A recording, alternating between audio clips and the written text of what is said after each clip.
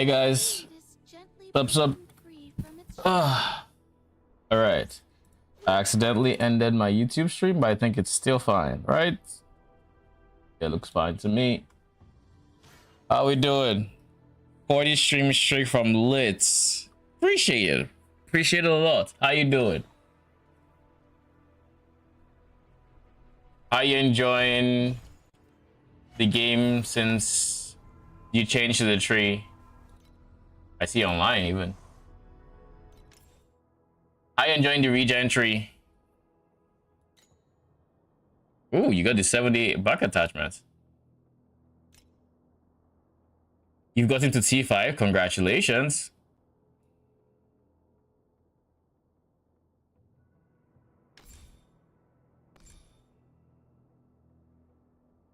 Sustain is much easier to keep up with now.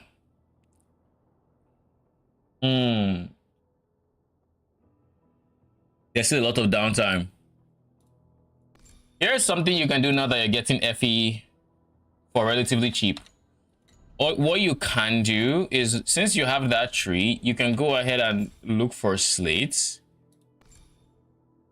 I think they should cost 1 FE, but like slates with just this modifier alone, this 15% regeneration speed, you should be able to pick some up for 1 FE. You won't be able to fill up these things, but at the very least, that should help you a bit more. 2 slates, both are crap. Oh, wait. Let me think. Let me see. Let me see how much this is before you spend on anything.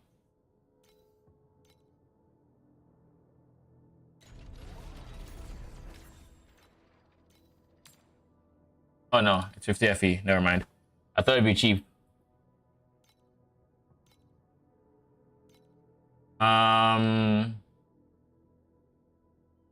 Yes, that'd be a pretty decent way for you to go when it comes to picking up early regen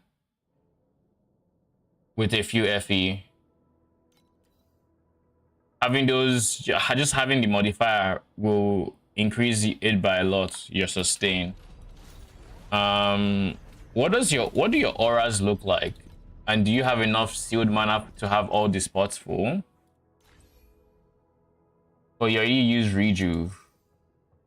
Buy a precise rejuvenation. Precise rejuve, like I'm using over here. Precise rejuve should give you more regen.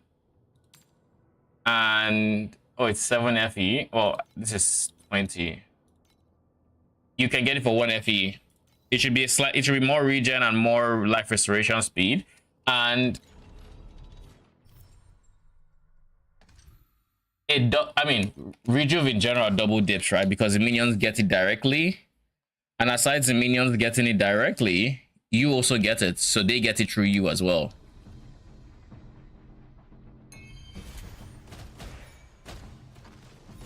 Conflicts carry the weight of both honor and shame. Lately, I've started doing God Rush strategy, the God Chest strategy. And so far, it feels pretty good, pretty rewarding. Can't complain. And I mean, this is a strategy.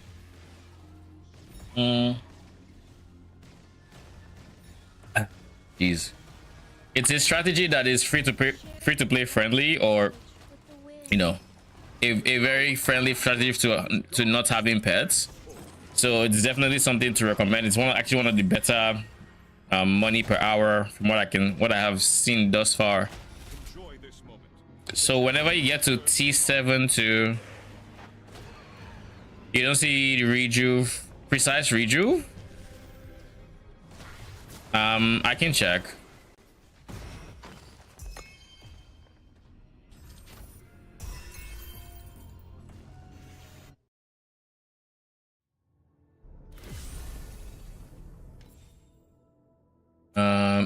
Item collection, skill, support, passive, precise rejuve, search.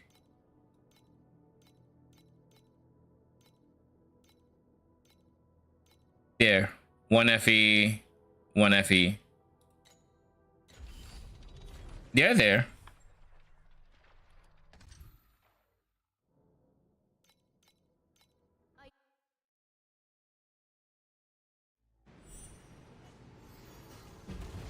Conflicts carry the weight of both. Know how to, yeah.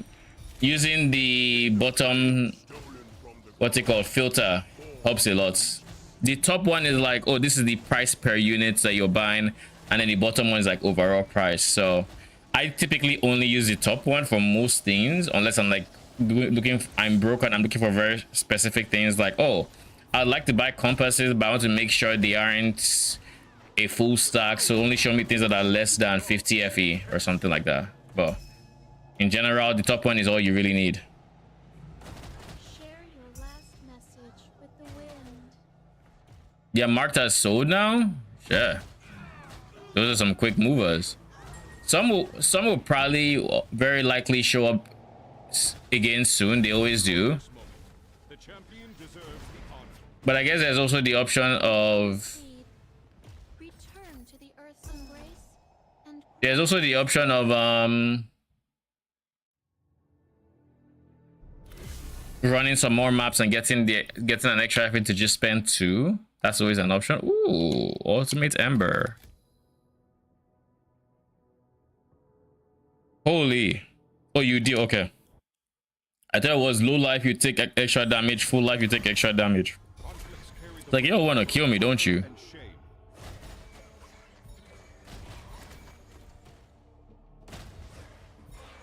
share your last message with the wind.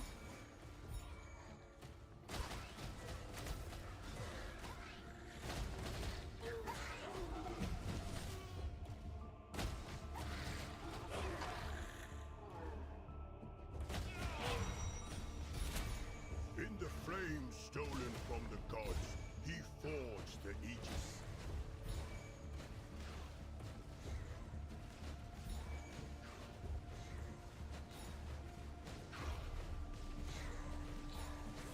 Share your last message with the wind.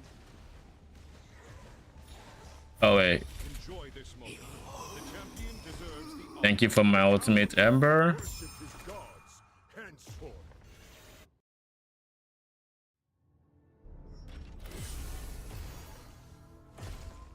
One of my gliders got into battle, I think. Or the, let's see, settle. Yes, these battles are pretty rewarding.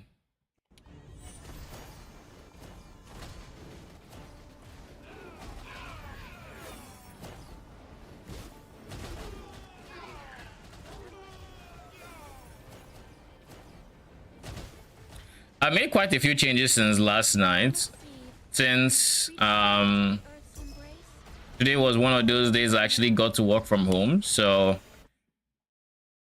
in between my work, let's just say I was able to get some light time in as well, thankfully. But I haven't actually made I haven't spent a lot of money since yesterday. That's not entirely true. I did. What did I change since yesterday?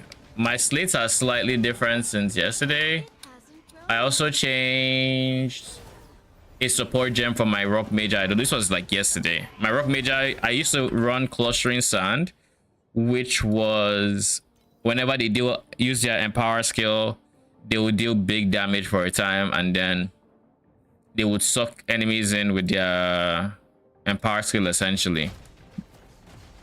Since I switched to this one, which increases the AoE of their skill and has extra damage. Embrace and Sure. grow once more. Yeah, these are definitely rewarding now. Anyways, what was I saying? So now I'm getting a bit less damage from that support gem. However, I am getting way more damage uptime because their AoE is now big enough that even single targets, even when they tend to overshoot with their jump, the enemy is still within the range. And as I get more growth, the AoE is also going to get bigger, because if I remember correctly, growth also comes with AoE scaling. Become a Also, Doro is now on the... Grow once more. Doro is now a banner that can be drawn. So, needless to say, I've already drawn. I think I just got one Doro. I got two legendaries. One legendary was the legendary battle pack spirit for Moto. One of them, the mechanical guy. I mean, I won't complain because I do use Moto, but then within 45 after that, I got Doro level 2. Then I ran out of pools. So now we're just chilling. We're at level 2 Doro now, but like it's level 2 Doro is ass compared to level, like you get plus drop quantity or something. Like it's nothing to write home about. It's just literally 9% additional. I guess it's additional compass drop quantity. It's not ass. It's, you know, it's multiplicative compass drop quantity, so it's not, you know, it's actually better than I thought. I thought it was just drop quantity. I literally thought it was this one.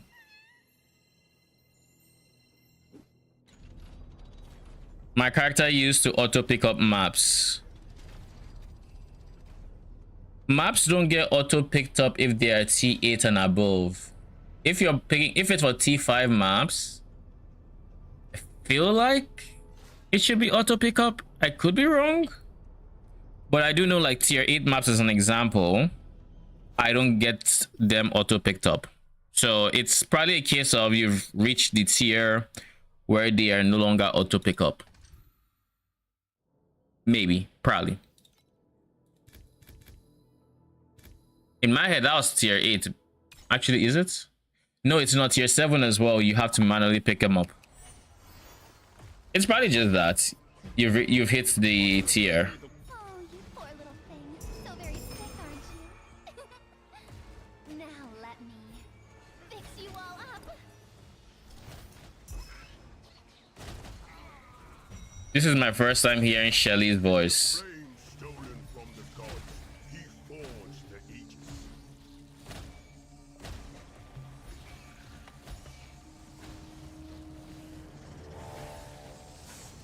So now I'm sitting at a stable 386 growth with an extra going up to like what, 435. Of the warm breeze. Oh, I'm done with this.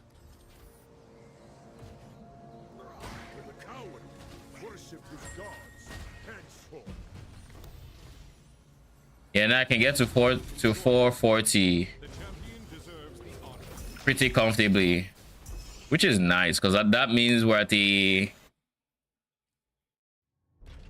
I want to say like 80 something % chance to get maximum damage from our multi-strike, which is pretty big. Conflicts carry the weight of both honor and shame. Only thing I need to do now is I need to get a rare belt with source. Sleep in the embrace. That's what I need to do, so I can then go Talons of the Abyss. Oh, you poor little thing. So very sick, aren't you? Now let me fix you all up. Does she say that whenever we run into the rare guy? Flame stolen from the I have to assume she does, right? Like that's just what she says.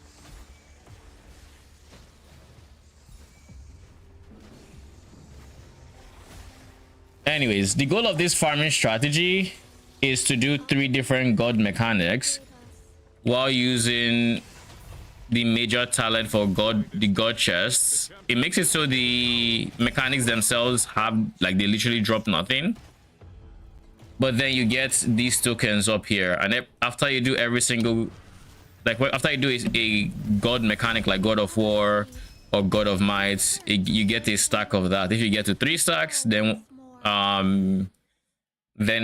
a god chest spawns in the boss room. In my case, I'm doing God of Hunting or Goddess of Hunting. I'm doing God of War, and I'm also doing God of Might. Those are the 3 ones. And for the first 2, it tells you as far as you need to go. So for God of War, I'll remember. Conflicts carry the I just need to get to the 5th floor or 5th stage, which is very easy to do. Also helps that I don't even need the movement speed, so I don't need to scale its duration or anything like that. I just need this chance to be up. Keep in mind, this is still T8. I'm not doing this in profound yet. I probably can, but like this is kind of replay. Where's God of Might?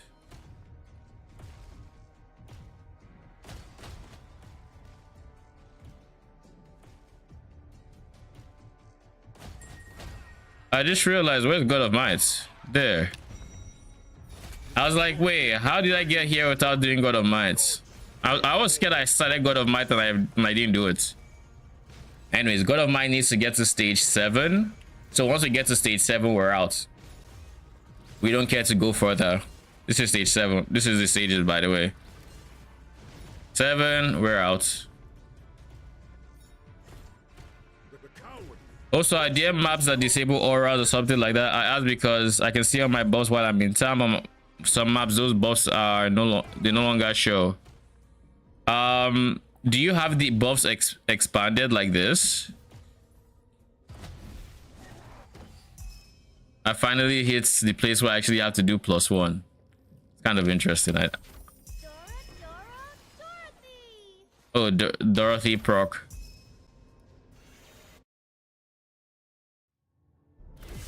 You do. Some maps might remove, like if you run a map that has a modifier that's like every X seconds remove tenacity blessings. That might counter like tenacity blessings from your helmet as an example. It might just be removing them. What other buffs could be easily removed?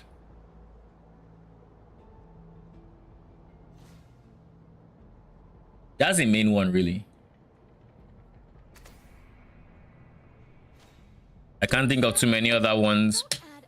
Maybe reduced. I mean, reduced aura effect can never get to like even 100% less. So like you're fine. I'm not modifying my matter my levels. So I just run them raw, which makes sense. If you don't have modifiers, what buffs are missing? I guess let's start there.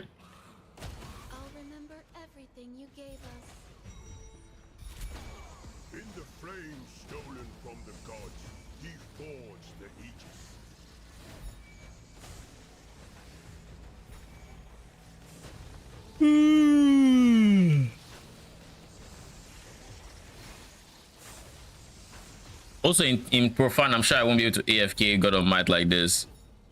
So like, because of God of Might, honestly, I don't think I'm going to do this in Profound. I think Profound, I'm going to go back to Cube.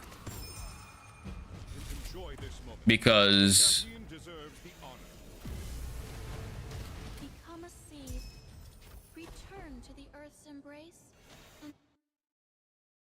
Swiftness, Charge, Flame, and both Origin of Ice and Fire. They don't show in your map.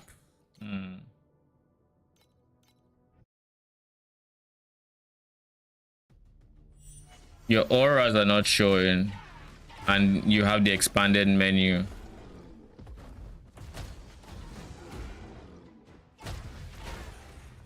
Become a seed. Return to the Earth's embrace. I guess when they don't show, do you ever check your skill section and are they still activated?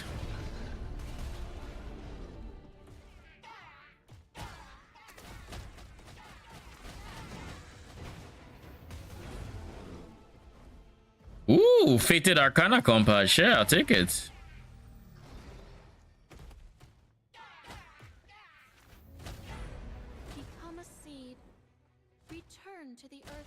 By the way, congrats on your hardbound rose. I saw you had a rose. Like, that's huge.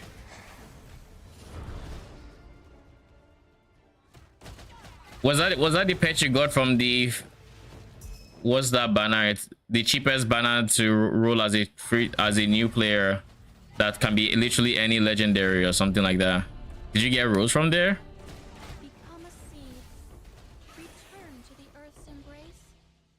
What did you get? 7 FE.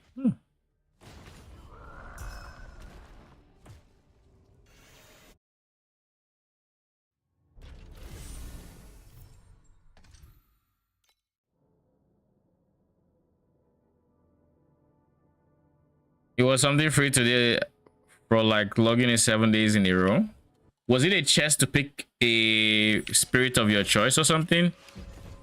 Conflicts carry the weight of both honor and shame. Oh, sure. I'll remember everything you gave us.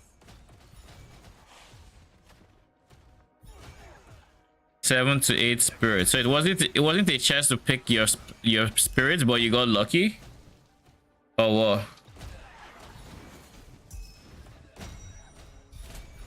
In the flame stolen from the gods, he forged the Aegis. It lets you select one. Ah. I wonder what that's about.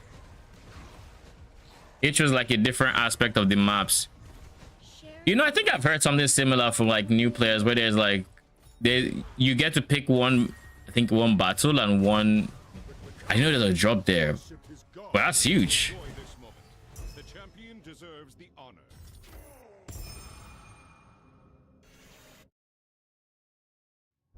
Yeah, Rose is around, is the cube one. There's different pets to choose from, and it all depends on like what you enjoy farming. I would say Rose is a pretty good one, especially seeing as cube is one of the better mechanics to go to in like once you get to like T8. I wouldn't really do it T7, but T8 100%. I would have if I had to recommend something for you, I probably would have recommended Space Pirates. That is like the best level 1 pet because it's literally ass between level 2 and level 5. Like, but level 1, it's very good value for your buck, especially in a league start scenario. You make a lot of money from it, and ironically, I actually don't have that pet. I kind of want to get it, but like, I just haven't gotten around to, because like every single time I have a chest. Shit, Dora procs again. Sheesh. Every single time I have a chest, I'm always planning out what I want to upgrade with it. In last league's case, I wanted my Rose to hit 6, so I mapped out how I could get it to 4, and then how I would only need to pull for 1 to get 6. And now I could do it if I were to get to SS20, which I probably wouldn't, but maybe I do. Who knows? I'm actually very interested in my current build, so maybe it keeps me interested long enough to actually get there. Maybe not. Who knows? But if I do get it, I'm probably going to do Clockwork, because I'm thinking, oh, I kind of want to do compass farming, so Clockwork is a good choice for that, and yada yada yada.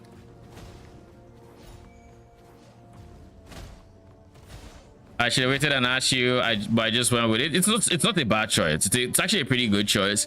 This league is the only thing where like this league, Cube I would say is on the weaker side, but like Cube is it's a staple. It's very, very consistent, very, very good. Typically.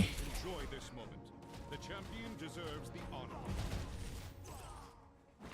And I'm sure there will still be seasons to come where Cube is on the stronger side, so it's really not wasted. Okay, when I went back into the maps, I had the buffs. Okay, so that was weird that you didn't have it at some point. The map had that mechanic where I enter a different phase after selecting the big tentacle eye, and there is a bar I'm trying to beat before it expires.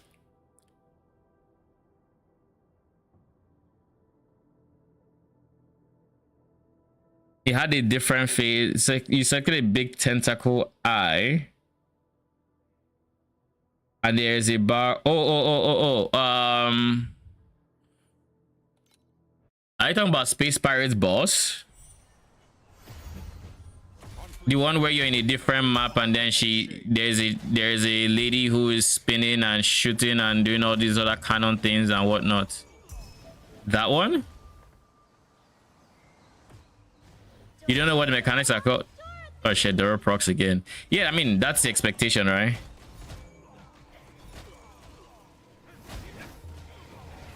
Hi, I'm a newbie in this game. I often play minions in period 1. I like Iris 1, but she seems to like she got heavily nerfed. I just got 2 battle pet chests, so plan to play Iris 2. Can you recommend which ones to pick? As I saw it on Pro Builds, they pick all 3 on Spirit Major Space. Thank you. The most recommended one is this Veil. This is very good for both Iris 1 and Iris 2, and the reason you really want to get this, especially, I would say, actually just especially on Iris in general, right? The reason I'd recommend this one is because level 1, she gives you 60 initial growth, and that is just big for Spirit Magi, because growth as a mechanic gives you so many buffs.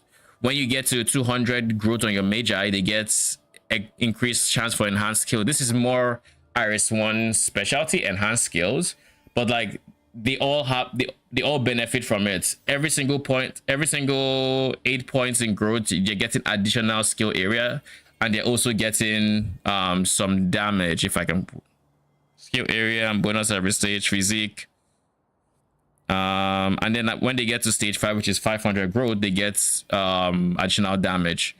I could have sworn they got damage just for growth baseline, but I guess that's different. It also synergizes well with something you go with later on, which is Talons of the Abyss, which for every 20 growth they do additional ultimate damage and attack cast, which is very good for Iris 2. So she, I think, is the strongest pet. After her, for Iris 2 specifically, I think this one is more relevant to Iris 2 than Iris 1. All the Magi's overlap, by the way. All the battle pets for both Irises, they overlap. Iris 1 wants all 3, Iris 2 wants all 3, but like this Drapion lady is stronger for Iris 2 than she is for Iris 1. I wanted to ask how increasing time mark levels work. So let's say you're fresh into the end game, and let me just wait until I'm done with this map, and then I can actually give a visual aid as well. Dude, Doro is on crack. What the fuck? She proc 3 times in 2 maps. She has a 3% chance to proc when the combat drops, of course. Anyways, so you're fresh into time mark 1. What are you supposed to do? You only have Glacial Abyss open, so you're going to go into this. You see this number? This is the number of star shards you have versus the number you need to face the Watcher. You're going to clear maps. Each map you kill the boss, that's going to give you a star shard. You have 2 star shards, you can face the Watcher. Once you beat the Watcher, that unlocks time mark 2. Now you're in time mark 2. What do? You have 2 zones unlocked. Now these 3 are still locked. You go into each zone, and your goal is to just beat the Watcher once. So you beat the Watcher for Lava Sea, you beat the Watcher for Abyss, then you unlock at time mark 3. Then you click this. This is the button by the bottom left. You go into time mark 3, and now you unlock 1 more zone. Steel Forge. And now you do all 3, kill the Watchers. I think as you go up, the number of star shards needed for the Watchers also goes up. So just keep that in mind as well. You go for all 3, kill their respective Watchers, and then you just keep progressing this way. Eventually you hit time mark 7, and it kind of changes up in time mark 7, where to go forward in time mark 7, you need to beat the Traveler, which is the guy in the middle. But it's a decent grind between when you enter time mark 7 to before you can actually kill Traveler, so I wouldn't worry too much about him. And as for DPS to aim for to fight him, if you're experienced like I am, I can do him on like 60 million DPS. But like for a newer player or someone that is, you know, less experienced with the Traveler fight, because you only get 6 lives, I probably recommend closer to like 150 to 200 million DPS, because then you're not spending too long on each phase. And he does have an enrage mechanic, but like that's going into more detail than asked. TLDR, kill the Watchers, and if you kill each Watcher in the time mark, you can unlock the next one. And once you get to 7, you then start finding time marks that have different levels, where each level has a higher level monsters, higher HP monsters, but it also gives you extra quantity, so you get a bit more in the way of drops. loot and whatnot. So 8-2 will drop more than 8-0, and 8-1 drop more than 8-0, 2 drops more than 1, etc.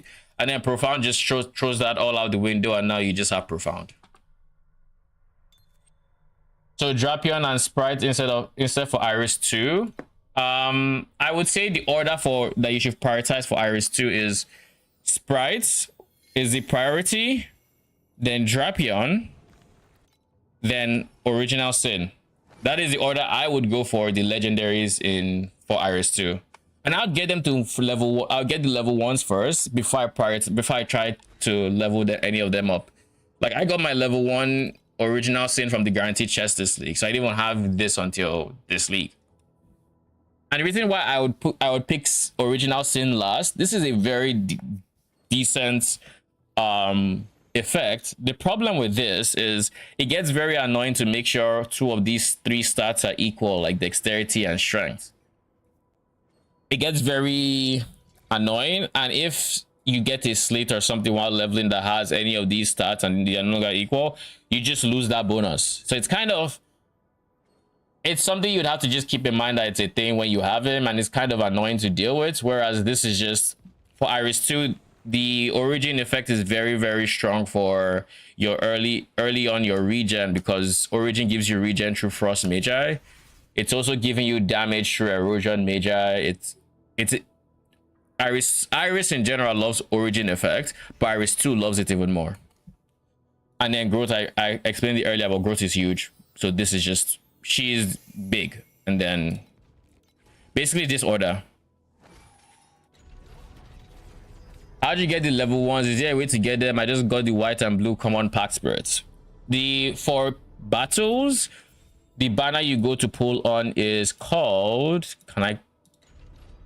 go into Bone Project Battle Pack Spirits. You get to choose the Battle Pack Spirits that you will get, and it's a 1 out of every 2 legendaries where you get the one in particular.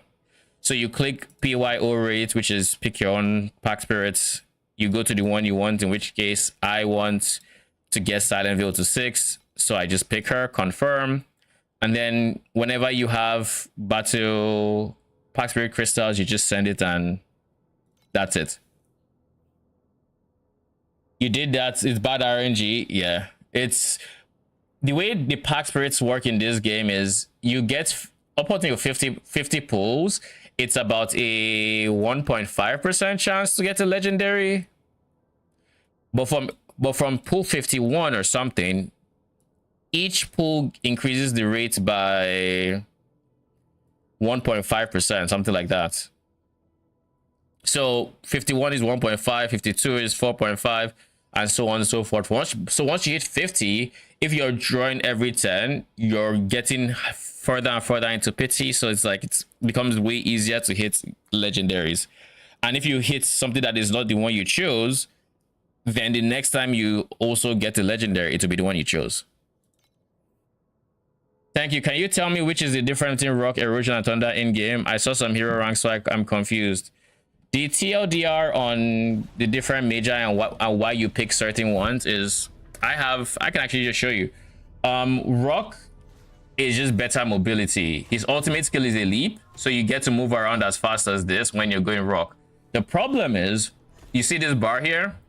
Whenever you use the ultimate ability of a magi, it consumes his life. Not to mention just being merged in the first place consumes their life as well.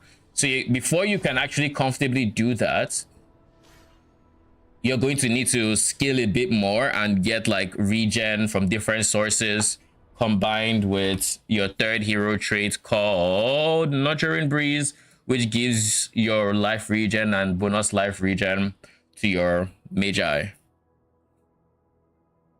Right? So you would want to have different sources of regen so that they get different sources of regen and they can actually sustain their life.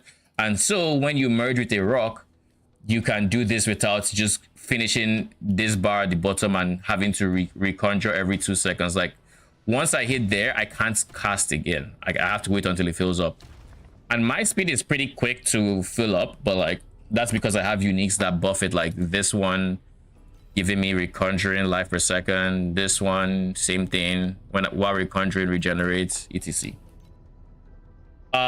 Thunder is the go-to. It's the better DPS one. Is the more efficient one. It's the one to go to while you're on a lower budget, because its ultimate is very, very strong. It throws a ball of lightning that just hits like 8 enemies at a time, and it does some pretty decent damage. Just way more that it hits way faster than like than rocks. So like single target wise, Thunder is way better. So typically what most people do is they start out with Thunder, they scale to like really high damage, and then they switch to Rock, which is more mobility, but then they lose damage in the process, but they're fine with that because now they're more mobile. Does that make sense? You choose Sprites, you're welcome. Yeah, Sprite is definitely the choice. 100% Sprite is like really strong. Definitely the best pack spirit for Iris. You got Sprite? Congratulations, that's huge. So now you just have 60 growth on your minions, which equates to like skill area, it equates to physique. If you cross into 100 threshold, then you just gained a stage for them, so now they have some extra bonuses. And I could even just go briefly touch on growth in general. So at stage 2, their enhanced skills, they get a chance to use their enhanced skills. So like for Iris 1, this is very important because, and this is very annoying as well, there is nowhere in the game where it tells you how much chance to hit to use enhanced skill, but like there's a very big difference between the non-enhanced and enhanced skill for like Thunder Major as an example. The non-enhanced skill is like a fireball but lightning. It hits the target, it's donezo. The enhanced skill is a lightning projectile that hits the enemy, passes, automatically pierces, and then seeks. It's a hit-seeking missile. And if it's on the same target, it will literally curve all around and hit the same person multiple times. So it's they're way stronger than the base skills. So like for Iris 1, you want to get that to 100%. So getting to stage 2 and getting 30% for free is huge, which is 200 growth. Then at 300 growth, their enhanced skills get stronger. Every major has an enhanced skill, or every major has 4 skills. They have their basic skill, they have their enhanced skill, they have their empower skill, and then they have their ultimates. Their enhanced skill typically buffs them in some way or does some effect. The enhanced skill for fire is the one that has the, I believe the RF aura is the fire one. For Thunder, whenever I use its empower skill, rather, I'm talking about empower skills now. Whenever I use its empower skill, it gains a lot of attack speed. So by getting to stage 3, was it? Or stage 4 rather. Stage 4 is enhanced skills get better. At stage 4, now that skill gives additional damage as well, which is multiplicative damage, which is huge. It's a very big damage multiplier. So being able to stay at above 400 growth on the Thunder Magi just gives you like really strong DPS increase. Keep in mind it has cooldowns and it has duration, so it's typically not 100% uptime unless you can skill minion CDR, but something to note. What is chance to use enhanced skill benefit Iris 2? Iris 2 doesn't care about chance to use enhanced skill. What you're looking for with Iris 2 is this one makes it so they just spam their ultimate ability, which means we don't care about chance to use enhanced skill for Iris 2. But Iris 1 loves it a lot. Iris 1 really wants that enhanced skill because she doesn't get to just use ultimate skills. Ads just started, so I don't know if it will interrupt you, but I will wait on the explanation for after the ads finish. Then we can continue. Which is better, a max ranked common battle spirit or a rank 1 legendary? Depending on the legendary and how it synergizes with your build, but most situations, if it's a legendary for your build, it is the legendary that is better than the max rank common battle pack spirit. Because like, as an example, it's very easy to show this. This guy just gets 40% additional spirit magi damage, so just 40% additional damage from my ultimate. He got mechanical throne. This guy is a Moto 1 spirit. He's a Moto spirit. Yeah, Moto 1, Moto 2, they both like this guy. So also a minion summon a minion pack spirit, so it's actually not a bad choice. This one is a Moto Spirit. This is another Moto Spirit. Do I have the third Moto Spirit? Would you use this over a... You wouldn't use this guy because his effects are synthetic troops. So they don't affect your Magi's damage. So it's... I would use the rare or mag or like, you know, common before I'd use this guy. This would be last ditch attempt because all he's giving you would be 2% additional damage, whereas a max ranked I don't have the third Moto Spirit, huh? Interesting. Anyways, a max ranked, this guy is giving you 7% additional minion damage here. Is giving you attack cast speed. I guess for Iris specifically, it's this guy, which is additional Spirit Magi, additional minion damage, additional minion damage. So like this is way better than what this guy is providing.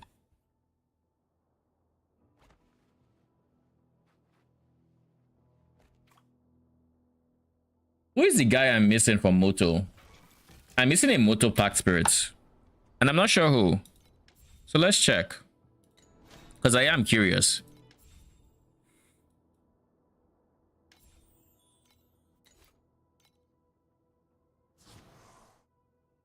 Alright, who is the last person?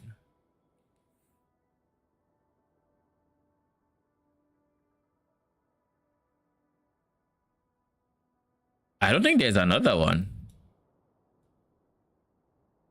Like, I'm trying to think about the last one and none come to mind that I'm missing at least. Yeah, none come to mind. I think Moto would typically, if they wanted to, they could just go like Preserver of Eternity, because this gives minion, it gives movement speed and some less damage shaking. Or I typically go Spirit Bless because this is the ES guy. And Moto typically goes ES. So additional max ES charge speed, less damage shaking if you level him up, yada yada yada. Alright, ads are done. I put the Moto 2 pet, so I played around with him to 5 deal DPS, but he's slow, so I plan to play Iris 2. I plan to pick Iris 2 pet to play Iris. Yeah, I mean Iris 2 is becomes very quick, right? These are basically what my maps look like now that I am, keep in mind I am very skilled. So I can do profound, but the strat I'm doing, it wouldn't be comfy, so I'm just doing T8. My layout is going to be Sprite, Lettuce, Amethyst, and a max Shocket Pale. Okay, let me see, because I don't know these guys off the top of my head. You said you're going to be Sprite, Lettuce. Who is Lettuce? One of these guys? Let me go summon. Oh, Lettuce Amethyst. Yeah, this is a good one. And then a Max Shocket Pale. This one.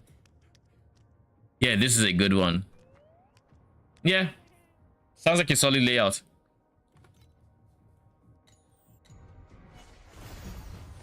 Conflicts carry the weight of both honor and shame.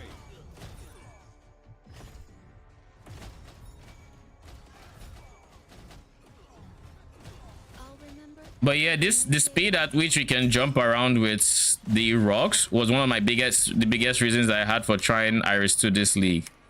It's like you don't go anywhere near this fast on Moto, which means whatever you're farming, you're just making less per hour, as an example. And it was my first time I actually played Iris 2. I played a lot of Iris 1, but I always figured Iris 2 was a non-minion character who had to do damage with her Magi and didn't have minions. But a little bit of looking into, courtesy Reddit, a random Reddit comment I stumbled on led me to believe that, oh, this can actually just be played as a minion build, and here I am. How about drop pet chest? Which do I recommend? Okay, let's start from what do you enjoy farming. This is not a I'm going to just give you the generic advice of pick whatever you enjoy farming, but I would say try different mechanics and see if there's anyone you like in particular. before you make that decision. Because, like, for example, I have Sandlord pets. Where is it? I have Sandlord pets. This is arguably one of the weakest pets in the game. However, I really enjoy the Sandlord mechanic, so I don't regret getting the Sandlord pet. I really enjoy playing around with it, and even if it's on the weaker side, I typically still tend to play with Sandlord, so like I have it.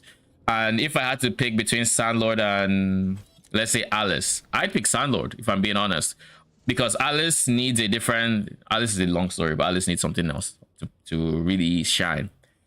Alice needs this one to shine, but this one needs to be leveled up, and Alice needs to be leveled up. Yada yada yada. It's a very, very not... They're a very, very strong combo, but it's two legendaries you want to get up to 6, which is... gets it very expensive very quick. Is it TLDR? So like I would pick because I really enjoy Sandlord, I would pick Sandlord pet over most other pets.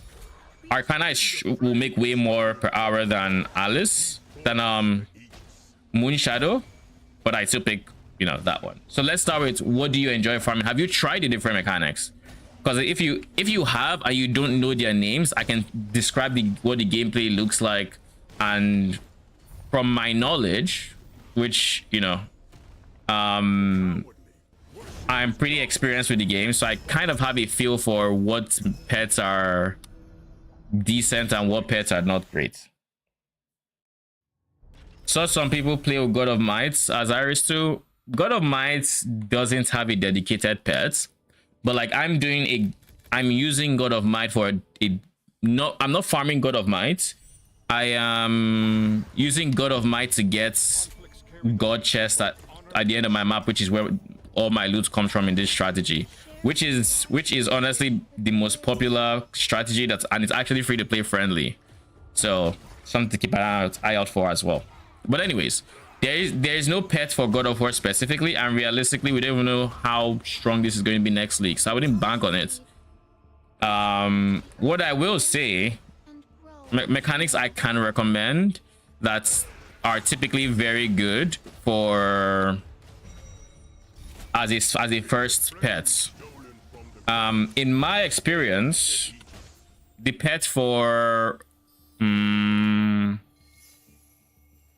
I keep clicking the wrong one. The pet for Black Sail, Starfish, very, very strong level 1. She's so strong level 1 that she's actually terrible level 2, 3, 4, and 5 up until level 6. And you don't care about the level 6 really. So like you only want her level 1 and you don't want her anymore. You don't want any more of her. But this is a very strong pack spirit to use a chest for, especially because it's very expensive to actually try to get her naturally, like through the banners, because she's a 1 in 4. But unlike Cube, where if you get one, you get a free second one to make it basically a 1 in 2 on average, but you have to hit the 1 in 4 first. For her, it's a 1 in 4, but you get only 1 out of it instead of 2. So she's genuinely a 1 in 4, which is very hard to pull. But if you get her from a pet, very strong pack spirit to go for. She's very strong early in the league, and she kind of falls off as the league progresses, but she is unmatched in the first week. Like if you really like the idea of getting, like, making a lot of progress in the first week, you know. You got the new level 2. How is she? I do not have the new pets. I haven't touched the banner for Vorax. I have this one. I do not have Shelly. I didn't even know her name was intern Shelly. Like, I don't have her. I don't know. The league mechanic hasn't. The maid.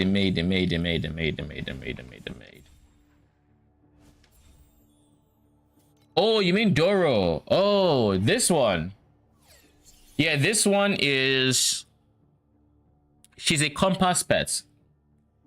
The way she works is every single time you drop a compass, if you have her equipped, there's a very tiny chance. It's just a 3% starting out.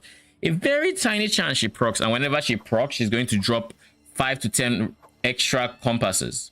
And these compasses respect your tree. So like when you go compass tree and you're taking the chance to have more rare compasses and all these other things, those compasses she produces will will benefit from that tree and all of that. So to use her, you want to use strategies that drop a lot of compasses. So the God Chest strategy seems to be dropping a lot of compasses when paired with Goddess of Hunting, the compass, because the Goddess of Hunting compass at blue makes the final boss drop 1 to 3 compasses or something like that. And then the chest itself drops more compasses. So she tends to have a decent chance to proc because you drop a decent amount of compasses, and whenever she procs, it's good money. But to really get her to shine, her ultimate form, if you will, she is God tier if you get her to level 6, because as you level her up, the chance for her to proc goes up at level 6, but also she gets a second chance to drop even more compasses, which is, I think she gets it at level 3. At level 3, you'd see it here, she has a 17% chance whenever she procs. So it's like, 3% chance to proc, but when she procs, there's a 17% chance that she procs again.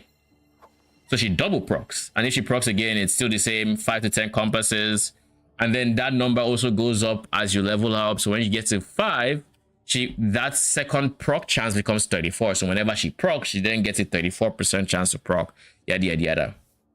So as you might imagine, with her, you want to do strats that drop a lot of compasses, and the strategy that drops the most amount of compasses is Clockwork.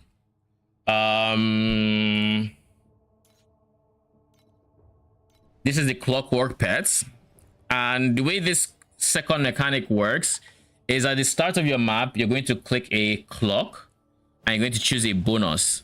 Now, this will place cogs in your map, and when you go to a cog, you're going to fight a bunch of new enemies that spawn. As you kill these enemies, your grade goes up in the mechanic, as well as you gain vouchers for each cog you destroy. Now, at the end of the map, you're going to click a second clock that's going to end the mechanic and turn in these vouchers for rewards. Now, you pair this with, this is a lot of information, I know. Let me know if it's too much or if it's helpful. Actually, it's a lot of information.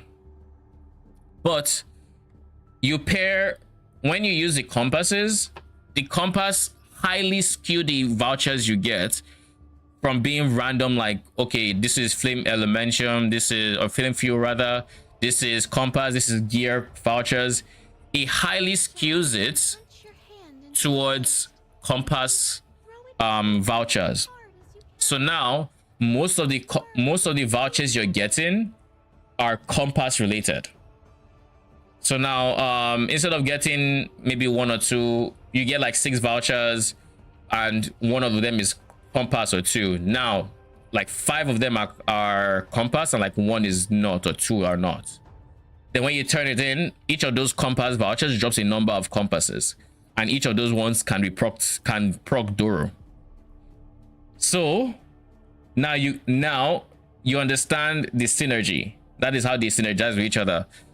Oh, that's how she synergizes with the mechanics. However, there's more, because that wouldn't be the most pay to win strategy if that was it. Remember how I said when you level Doro up, you get extra proc chance and extra second proc chance? Yes. Well, if you level, I keep removing this, if you level Alice up, whenever you do that turning at the end, she has a chance to double it, give you even more compass drops, to then potentially proc Doro even more. But there's more, because if you level up Alice, you notice she has extra effects. These are long sentences to just say, whenever you get a voucher for finishing a cog, you can get an additional voucher. So remember how I mentioned you can get like 7 and then there's 6 compasses? Well, now you're getting like 10 because she's leveled up. But there's more, because you get her to 6.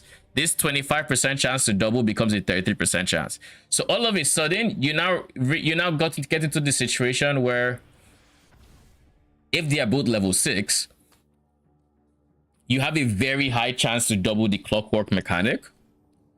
You are getting bonus vouchers for just running the mechanics. So you can get like 15 vouchers instead of getting like 10 or 8, depending on how many cogs were in your map. You can get like 15, 16. and like 13 of them are compasses, and then she doubles. So now you just rain like 20 like 50 compasses, but each of those compasses can proc Doro. So now and Doro has like a 5% chance to proc with a 34% chance to double proc. So suddenly she procs twice in that map, and you have boom, a lot of compasses. That is how that pay to win strat works. That is how they really shine. But that is me digressing wholly.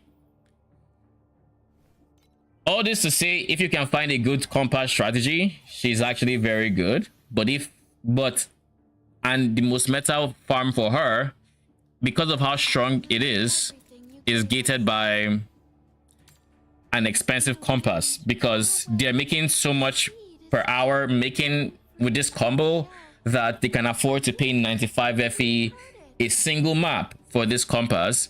Whereas if you don't have this strong combo to multiply off of each other, you're not going to be able to pay off this cost. So even if you can, because you get like lucky golden cage drops, you'll be breaking even at best. But with the new god farming strategy, it actually drops a fair amount of compasses, and you pair it with you make sure you're running the goddess of hunting compass. If I can find it, this one. You want this one because this one not only guarantees you have goddess of hunting in your map, but it also says there's a 50% chance that bosses affected by the trial drop an additional compass. So then you just drop more compasses every single map because you're killing the boss. You're still doing god chest, so like your main loot is coming from the chest itself, which I mean, she can proc off the chest drops, so like that is also another avenue. But this also gives you compasses, so then you end up dropping like 5 compasses a map, and this is nowhere near clockwork, but it's enough to let her shine by herself. Hope that all makes sense, and that was, you know, not too much information, because it was a lot of information. I know it's like an information dump, very intimidating. That is the god chest at the end, and you know, I got the idea. I got around 200 FE to start over, but when checking gear for Iris 2, it seems like she needs so much more. Can you tell me the order for which gear / support skill needs to prioritize first? That is a complicated question. I guess it depends on where you're at in the in the Iris 2 progress. Are you still in campaign? Are you in T7 maps? Are you trying to push into T8? What is, like, if you give me an idea of where you are, and I can potentially suggest certain things that might help you.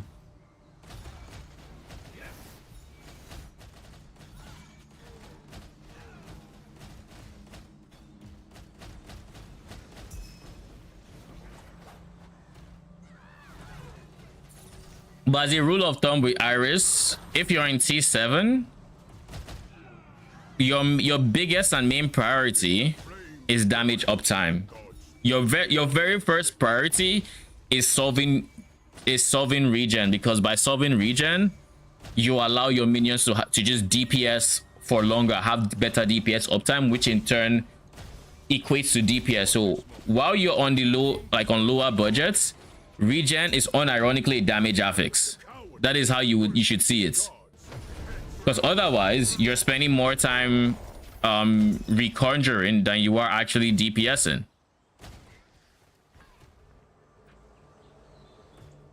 That's where I am now. Exactly. My previous Moto 2, I'm around 8.1, but new character is still time mark 1. For the new character, just prioritize getting to time mark 7.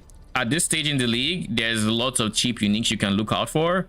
So examples of these uniques will really help.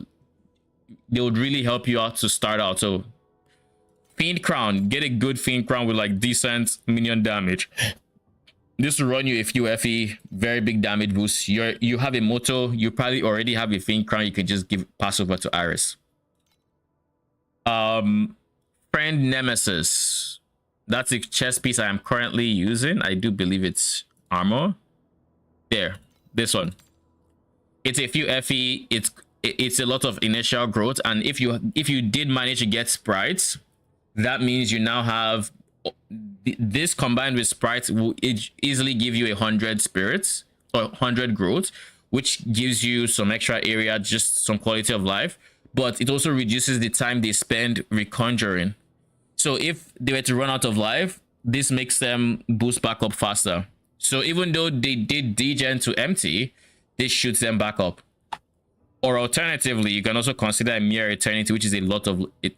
Actually, you can't consider this early on because this requires a lot of armor. Never mind. Scratched. Don't do that. So friend nemesis is the second one. If you just want pure damage, I guess there's void embankment. Then for gloves, you want to go for alloy covenant. This will give them regain. Giving them regain, and lit regain in this game is the equivalent of, it's not quite leech, but it's, I guess, similar. Basically, whenever you do a hit and you have regain, you gain a set amount of life depending on how much missing of life you have or missing ES you have. So the lower health you have, the more life, the life you get from your regain. And then there's a cooldown for each time you get regain. So if you get regain now, you can't get again for like half a second base, I think, something like that. But anyways, this would be very good for initial sustain as well for your minions. Alloy covenant. Aside that, we also have access to, what else is there? Then before too long, you're going to want to get a T, like a T1 or T, actually from like T5, T6, you're going to want to have a T1 T2 weapon. And that T2 weapon, you're going to look for a cane as well as a rod. A cane is a one-handed wand that allows you to still have an offhand wand. With the cane, once you get a cane, you're going to switch to isomorphic arms. You probably already know what isomorphic arms is, but before here you don't want to switch. But once you have it, you switch to isomorphic arms, which gives your minions your main hand. Why you want to switch to isomorphic arms is because on that cane you can have raw life regain, and this is big because your minions get to double dip. What do I mean? Your minions, by virtue of your third ascendancy or your third traits, get a percent of your life regain. In this case, 160% for me because it's level 4, but level 1, I think it's like I want to say 80% to 100%, something like that. I think it's 100% of your life regain. So they get it through you because you have the weapon, so they get it through you, but you're giving them the weapon as well, so they also gain that by themselves. So they gain 2 different avenues of life regain from this one source. And because they will eventually, if you scale your build right, gain 200% of your life regain, they technically gain this three times the value of this life regain. So it's a very efficient modifier on your weapon. It's not a DPS modifier, but it's very, very good. And like I said, you can kind of see it as a DPS modifier. What is a packed plan? This orange item I got from Season Pass. The packed plan is basically this gear icon over here. It's basically you being able to auto switch your different pack spirit pages depending on the mechanic you're doing. This allows you to not have to manually do shit. So as an example, I was doing cube earlier. Well, cube is a bad example. Let's say I'm doing clockwork. Whenever I click the initial thing to start the gameplay, I need Alice equipped. But from that moment on, I do not need Alice equipped. So these two handle that. When I click it, it switches to clockwork. And then I set up my clockwork tab to have clockwork pets, do all I need to do. And then once it's done, it switches to my FE tab, which is what I want to clear the map with. So this is it basically. Pretty self-explanatory stuff. Which stat do you need for Kane? It's, I mean, pretty similar to what I have here, except this Kane is a T1 weapon, so it has ultimate mods. You just want attack speed, you want life regain. I do believe I have a build code here that doesn't use it. T7. Yeah, I had a Kane here. You want flat damage, You want gear, fizz, intelligence. I went pure lightning, so I was looking for lightning and fizz specifically, because lightning as a minion does lightning base physical damage, but has 100% convert to lightning, so you can scale either or. So this is what I went with: life regain, elemental fizz, flat damage, percent increased gear, like base damage, and then intelligence, which is also a multiplier, paired with isomorphic arms. I didn't even have slates at this point.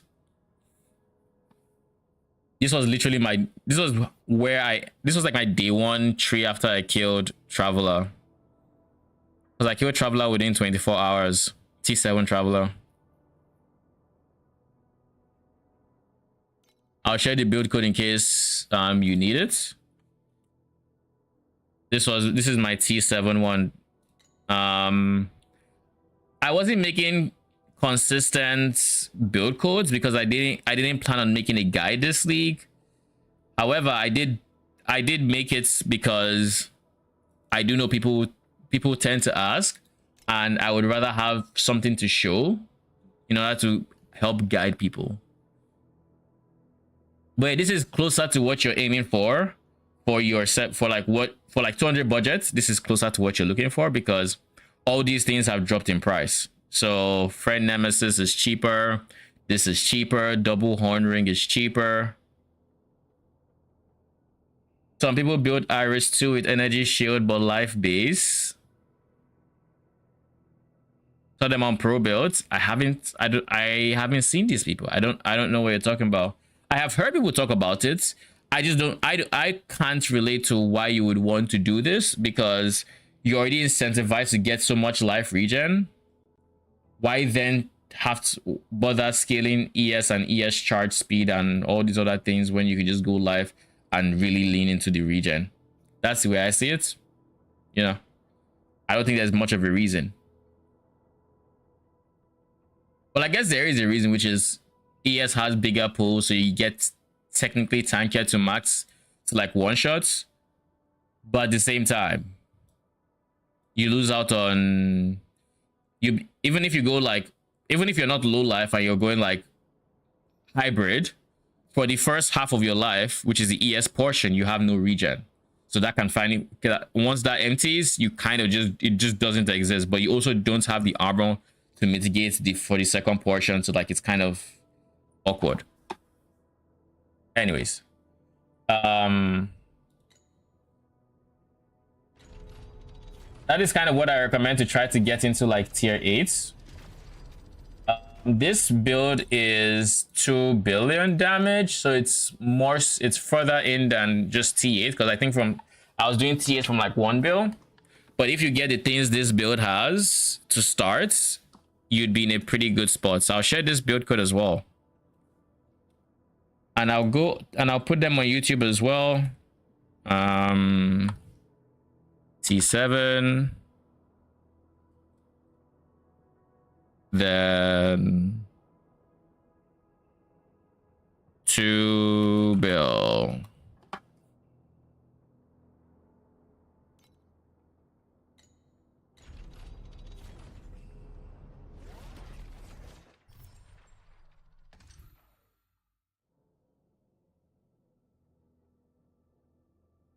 We're going to refresh this because I don't see any confusion. Oh, what are you? Okay. It's a few FE. I'll take it. So you're going to stick to like pure lightning for a bit. And I personally just did pure lightning until I did a big swap that allowed me to go rock. But I'm also not... I'm very off meta. Oh, yeah. And this kind of answers your second question, which is what does a sword give me, or why did I go for a two-handed sword? The current meta for Iris is to like go for what they call these helmets, Troublemaker, or I feel like there's a second unique, but it's Troublemaker of early on Fiend Crown, or I think some people also go for a Vorax helmet as well. However, I didn't want to just have rocks because I'm not a big fan of having to do damage myself. Like, The champion I don't want to be reliant on my damage to do proper single target. So if I went rock, which is 2 rocks and 2 supports, I would have to pilot the rock and then, you know, do damage. Otherwise, it's a waste of, it's wasted DPS. So what did I do instead? I opted for going for 5 minions. So I have 5 magi, as you might see. I have 2 thunder here, 2 rocks, and then an erosion. And how I achieve this is pretty expensive. But before we go into how I achieve the 5, to answer your question more directly, the sword gives us multi-strike chance for our minions. So I'm getting them to have like 4 to 5 multi-strikes. There's a chance to that it's 5, but it's guaranteed 4 multi-strikes. And then for each multi-strike, it's the damage of the hits increases by an amount. That's the sum of like all my increased multi-strike damage. So it ends up being a lot of damage. Paired with this helmet, I have this double corroded helmet. Double corrosion is not necessary, but it's very strong, so I have it. I have this double corroded helmet that makes it so for every 5 growth they have, there's a 1% chance that they deal the damage equal to the maximum multi-strike counts. So to give a very easy explanation for how this works is, imagine I had only 1 multi-strike. So whenever I use my attack, it attacks an extra time for free. That extra attack will do 95% increased damage. So if I did 100 first, it would do 195%. Now if I had 2 multi-strike, that would then do it twice and add this 95 twice. So the first one will do 195, the second one does 290, right? This one makes it so, let's say I had the max, which is 500 growth, giving me 100% chance. That means each of those 3 attacks, instead of doing 100 to 195 to 290, each of them just does 290, 290, 290, which is a very big damage multiplier, as you might imagine. So I want to have as many multi-strikes as I can fit, while simultaneously increasing the increased damage per multi-strike. So, and because right now I'm at 4 to 5, that means all my sources of increased damage get applied 4 to 5 times every single time they throw an attack. And because there's a high chance that it counts that as like that the current attack is doing that damage, it will end up being a lot of extra damage. So that's the reason we go for the sword. It's just multi-strike chance. Now for how I got 5 magi's, I went for this node, +1 to max magi in the map, but it has 40% less magi damage. It's very bad to take. You typically don't take this. However, there's this prism called inverse image that basically mirrors a part of your passive tree somewhere else. I have it with -48% to legendary medium talents. Why this is important is this means it reduces the effects on the medium talents when it is reflected. We cannot go for -50 because -50 would then make this a 0 to max magi. So it has to be at a minimum -49, and then it can be anywhere. So this means this -40 now becomes -20% because it's almost -50%, but it's not quite. It's like -48%, right? So it reduces the downside and allows me to still get the upside. So that's what we're taking here. And then we take this one because, I mean, I still get an extra level from this, so I can't complain really. And then I paired it with increased effect of micro. So this origin becomes even stronger when it's reflected. So now it's 21%. So that's how I get the extra magi. And now I just pair both of them with elemental duo, making it so I have 2 rock and I have 2 lightning. Yeah, I'm not a big fan of doing damage ourselves, but as rock, we just blink around as its ultimate is a blink. I think the ultimate is soft enough. Yes, as rock, that is what you do. However, and I'm going to do Ordrak to show you what I mean, or what my vision was. If I do Ordrak, I would have to do damage for the base Iris build. I would have to do damage with the rock golem So whenever I'm not actively jumping on the enemy, I'm literally losing DPS. So what I do in my setup is I go into the erosion major that is not needed for DPS. This allows me to just have these guys do all the jumping they need. And, you know, all I have to do is run around. Now, in the end game, I'm going to be tanky enough to where... I'm going to be tanky enough to where I can eat most things. I will try not to eat things, but like even if I do eat stuff, it's fine. And typically I would switch out this skill for the dash skill. I forget the name of the dash skill, but there's a skill, Dazzling Bloom. It makes you dash on Magi form. I'll typically switch there, so I do still have some mobility left over, and it's not just... Oh no.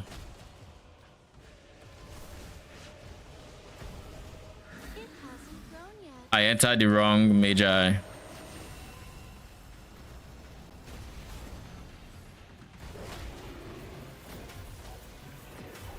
But that's kind of the idea. Now I don't have to worry about... Oh.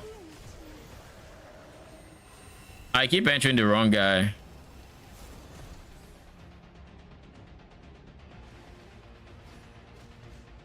It hasn't grown yet. All right. That's still 1781. It's fine. And then whenever I'm mapping, I get to enter the rock and just jump around all the same. So I get like the best of both worlds effect, where I can decide that I'm going to go for less damage and more movement speed by just entering my rock, or I can decide to go for more single target DPS by going into my erosion magi and just taking the reduced mobility. And we went for a second prism. We went for this guy, which gives us 1,000 energy, which allows us to then have this as a 6 link as well as this as a 6 link, and basically get as many 6 links as we can if we really want to. We have 1,500 energy. So for single target DPS, you turn it to erosion. For map, you rock. Yes, basically. Share your last message with And then we still have lightning doing damage, but like I feel like they even do more damage than my rocks, if I'm being honest. But I never have business going into them because like I have no reason to go into them. They are pure DPS. They don't have the mobility I'm looking for. So like I have zero reason to go to like merge with them. The coward worshipped his gods henceforth. And in case you're wondering, they also benefit from multi-strike because they use attacks. So my lightning, those lightning balls, they also multi-strike and gain all that bonus damage we're getting from other sources.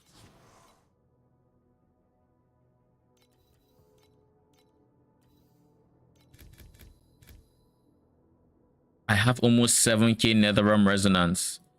This strat is just printing so much resonance that it's ridiculous. Like I feel like it's printing more resonance than resonance strats, and that's saying a lot. Oh, you poor little thing. So very sick, aren't you? Now let me fix you all up.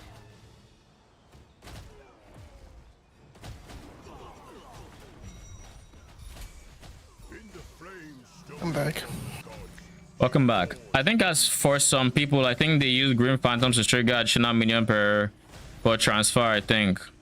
Yeah, I actually do have minions for that. I don't use Phantoms. I use the melee guys, but I can use Phantoms anyways.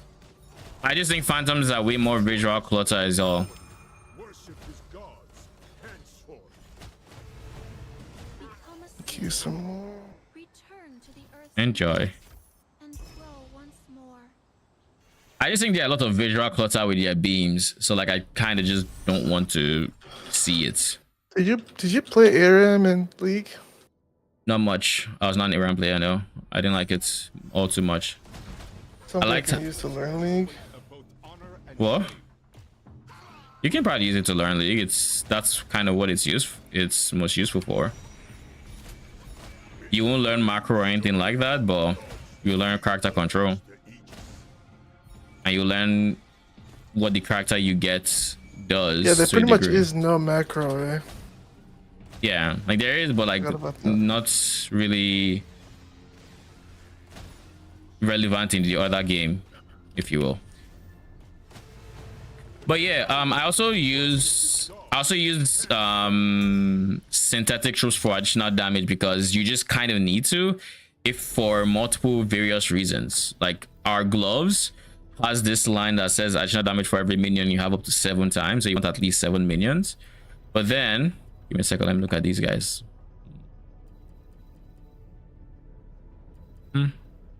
These are all good. But then we also have this Wicked, which is additional erosion damage for all spirit magi per minion you have, which again is why we want more minions, which even benefits us because we get 1 more magi. And we also have this that gives us multiplicative damage, and it multiplies with itself for every merge spirit magi you have. Oh, for every spirit mages there is. So we get a lot of multiplicative damage just for having more minions, and so the more is better.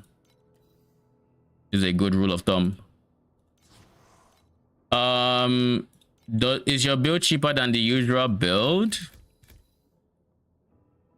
I don't know. Let me think. The usual build, I don't know exactly how it scales. Like I know how it scales, I just don't know the prices of these things it uses to scale. I can't really use pro builds because the people I know that run like more typical stuff also kind of do some step jumping ways. Like as an example, I don't know if Valkyrie is, but like this is expensive to have. Right, this is pretty expensive to have. I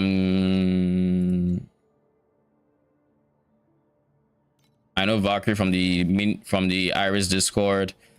This is also under very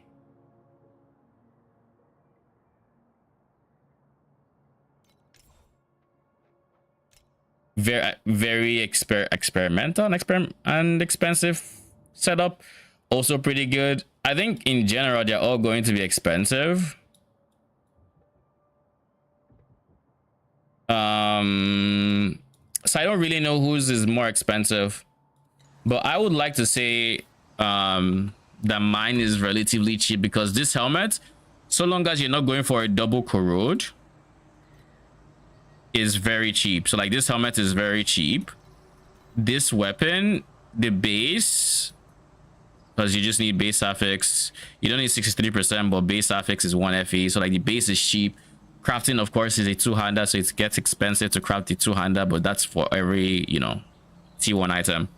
Then these are all rares, so like nothing expensive here. This is not expensive yet. This is on the expensive side. This is like 1k.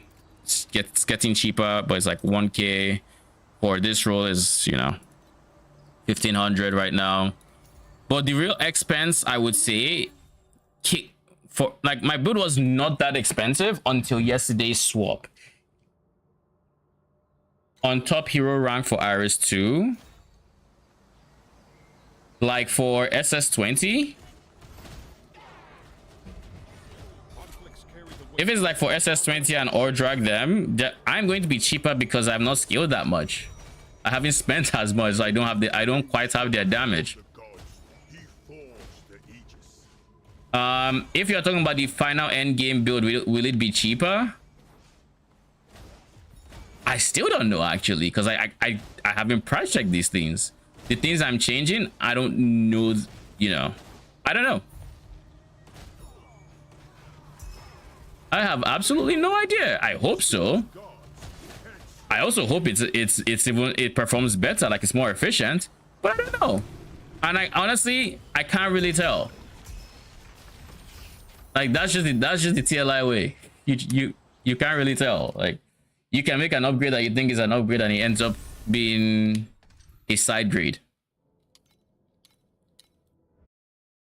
But I will say the idea I have to like scale this, like what I'm doing, I'm pretty sure it scales into the end game. I just don't know if it's going to get to SS20 levels of damage before I spend as much as those other people spend on theirs, as an example. Like I can't say I don't know.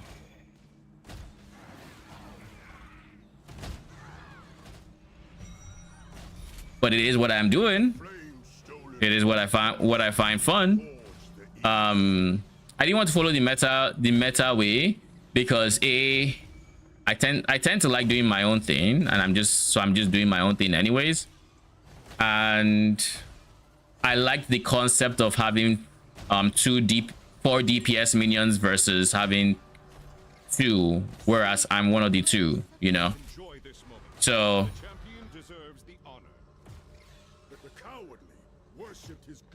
you know, I wasn't sure if that 10 was God of Might or God of War, so I just stayed there.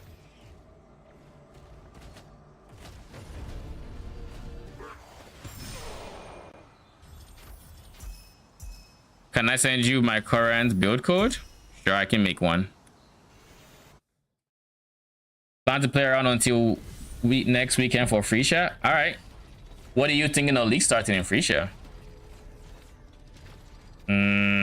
Pro builds, quick builds, my creations, create build. The Conic, 60 bill, 5 Magi swap.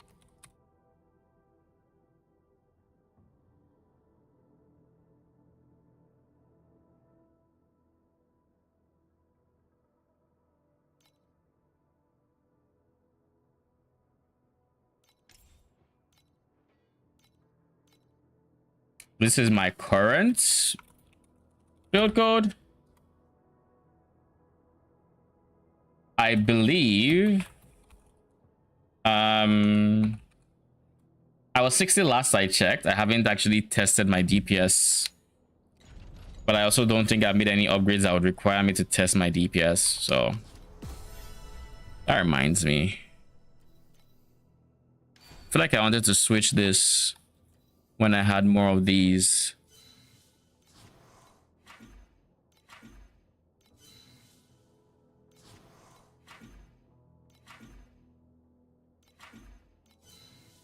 Origin is huge. It's just not huge at T3. Brother in Christ. Sag.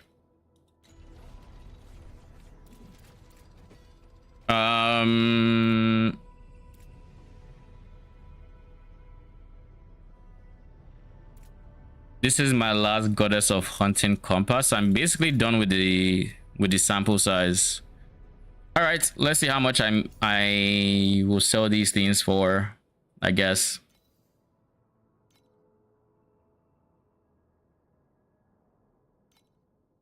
I almost feel like removing this. I'll remove you because you're clearly not selling. I'll take you down a bit. I'll bring you down a bit as well.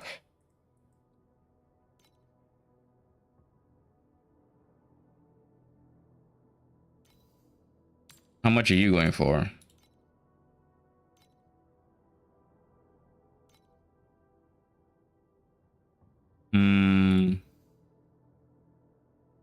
I feel like you're not even worth trying to sell right now. These guys did not sell? Of course they didn't.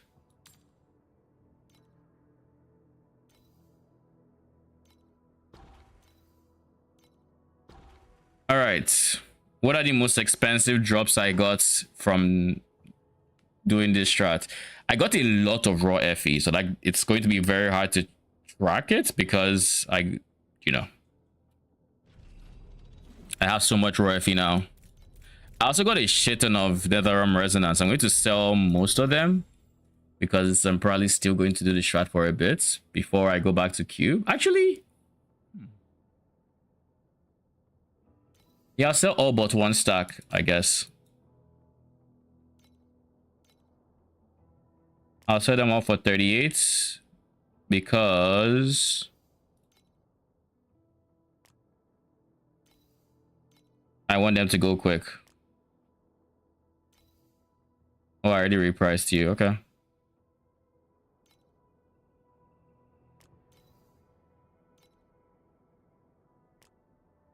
So that is already 38 times 1, 2, 3, 4, 5. I'm going to remove one just in case, because I feel like I had a bit more coming from the last strat. I'm going to say it's 38 times 4, which is 152 so far.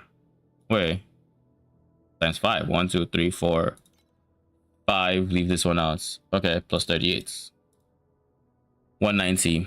So now for the actual expensive drops from this strategy, that is golden cage astrolabes, which are going for 399 currently. You're going for way more than that. I'm selling for 418. So that's 836.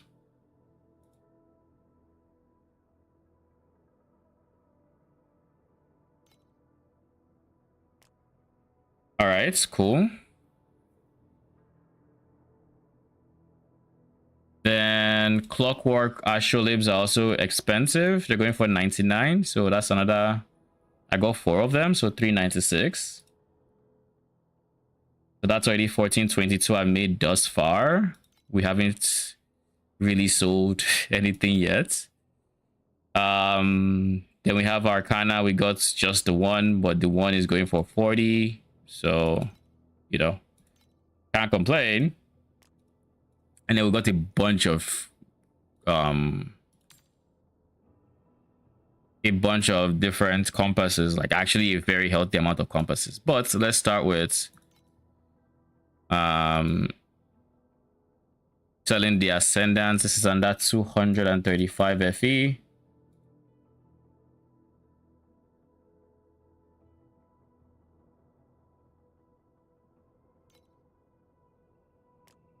We're already pushing 1700, which is way more than we spent on the strat, by the way.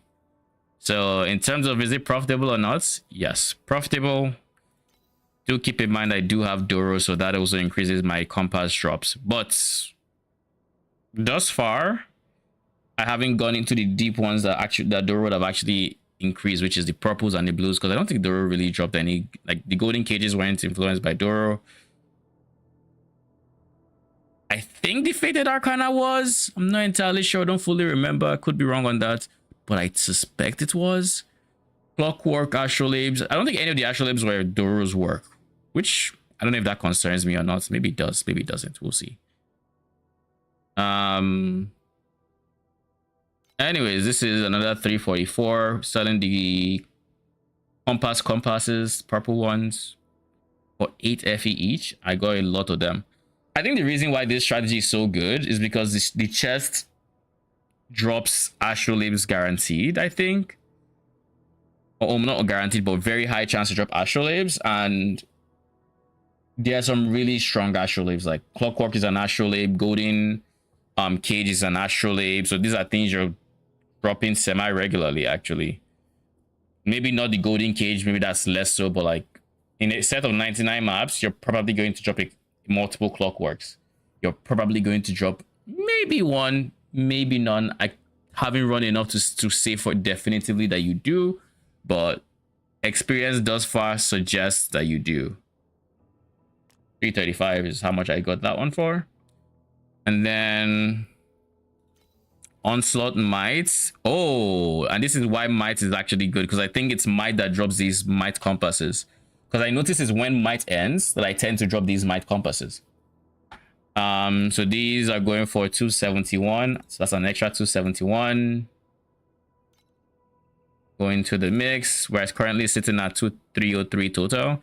And keep in mind, these compasses, I emptied my compass section before I actually came to do this strategy, because Well, I wanted to actually keep a as close of a track as I could.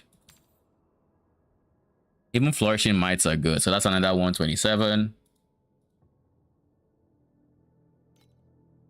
And keep in mind, the compass I bought to actually sustain this, to do this strategy, I sustained them. Like I use only 30, it looks like, because I still have a full stack of 99 and I use this in every single one of those 99 maps. I'm out of goddess of hunting compasses, but like the compass, because it's an astrolabe and because it's a common astrolabe, I got so much of it that I don't have to buy it again. So I guess that part of the input cost is negligible. That being said, I'm not over sustaining it, so it's not like I can sell it. Purple clockworks are going for 25. I'll sell for 24.5 because I got 6. That is an extra 147. And these maps didn't take me too long. Like I'm actually breezing through these maps pretty quick. Self-sustain my Netherrealm resonance as well, so that reduces input cost as well. Actually, I'm able to sell a lot of resonance, so this is still just T8, mind you. Goddess of Hunting, you are also relatively expensive. 4.8, 4.9. We'll put you for 4.9, which is an extra 34.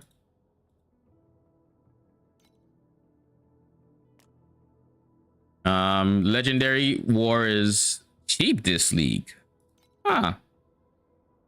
Would not have guessed it. That's just 23 for 4 of them. Oh yeah, this is expensive too. Divine Warrior Dark Surge. It is 35, but I only dropped one of it. That's an extra 35.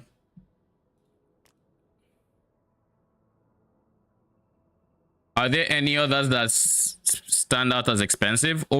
Dude, do you know Overarm Compass is actually bloody expensive? Just surprised me. It's actually one of the most expensive compasses, which makes me believe with the compass it's actually printing. Not really, because I watch people do it in deep space, and that shit is still like. The compass? The golden compass is going for 100 FE. I think it just speaks to its rarity. No, if no matter how rare it was, if it wasn't good enough to be used at 100, it wouldn't be a 100 price, because nobody would buy it. Right, that's just how the economy works. Sure. If you say so, I mean, if that was the case, we would see a lot more people doing it, which is not the case.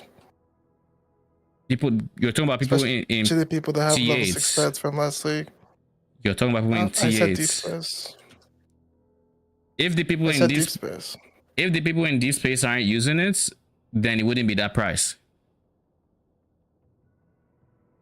Do you disagree?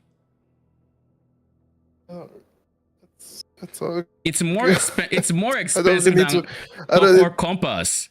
For context. I mean, I hear you. Clockwork is 99. That shit is like 116. All right, Fake Fox, thanks for stopping by. Appreciate it. Watching, if you have any more questions, let me know. I don't mind answering. I don't mind answering. You were saying? I was watching content creator farming in deep space, and it's not that good. It still has the potential for really big swings, but it's so much lower than before that you go a lot of deep space maps in the negative till you finally hit, which is not, like according to them, not a good strategy, right? Because deep space is expensive, beacons are expensive, compass is expensive. Because he did, like, the example I'm giving is he started his floor by getting the rainbow thing that turns gear to fuel. That's hype. The second thing that needed to happen was he needed to get a second floor, and then he got a second floor after that, and he also got the thing that upgrades fuel. Is that rainbow as well? I think it is rainbow as well. So that was huge as well. But not having a lot of control on how many more floors you get after that, that shit can literally end there, and you just drop 50 FE, which doesn't even pay for the compass.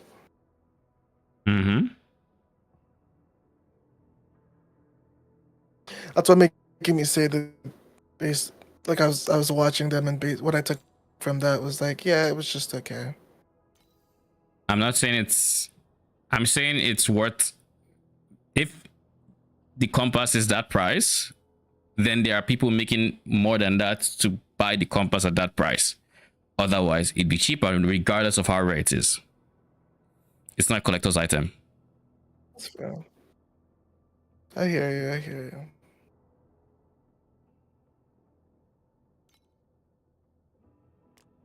Anyways, I was just very surprised because like my impression of overall this league was like was trash.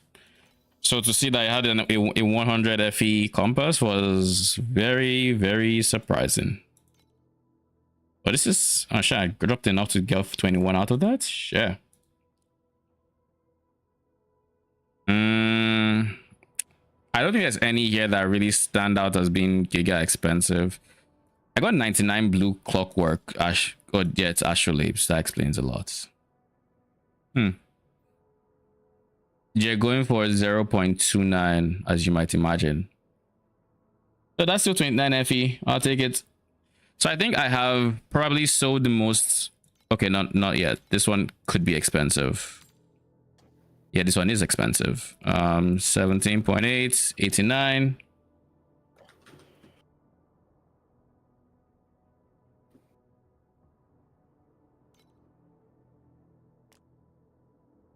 Dark Surge? Nah, you're cheap. Okay.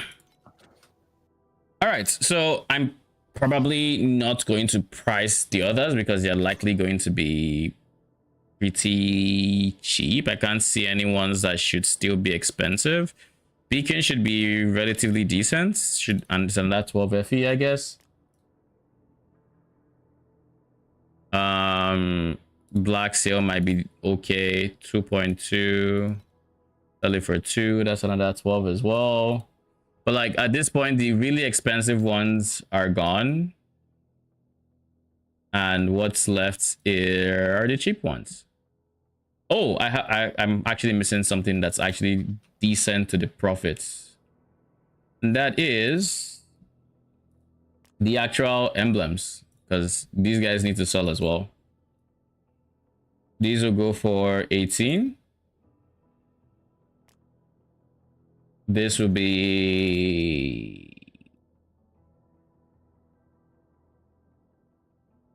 Can you imagine if it was still 199? I think I was like, what's is in 199? I have 26 of it. Holy, that'd have been crazy. Put it up for 2.7, so it's 70. Actually pretty good. Holy. Emblem of War is going for 2 point something, even though they're relatively common with the strats. Rising. Plus 38. And then last but not the least, Machine, which is, you know, not the greatest, not the worst. 39. Everything we've calculated thus far comes up to like 3,000 FE pre-tax. So we made a lot of money.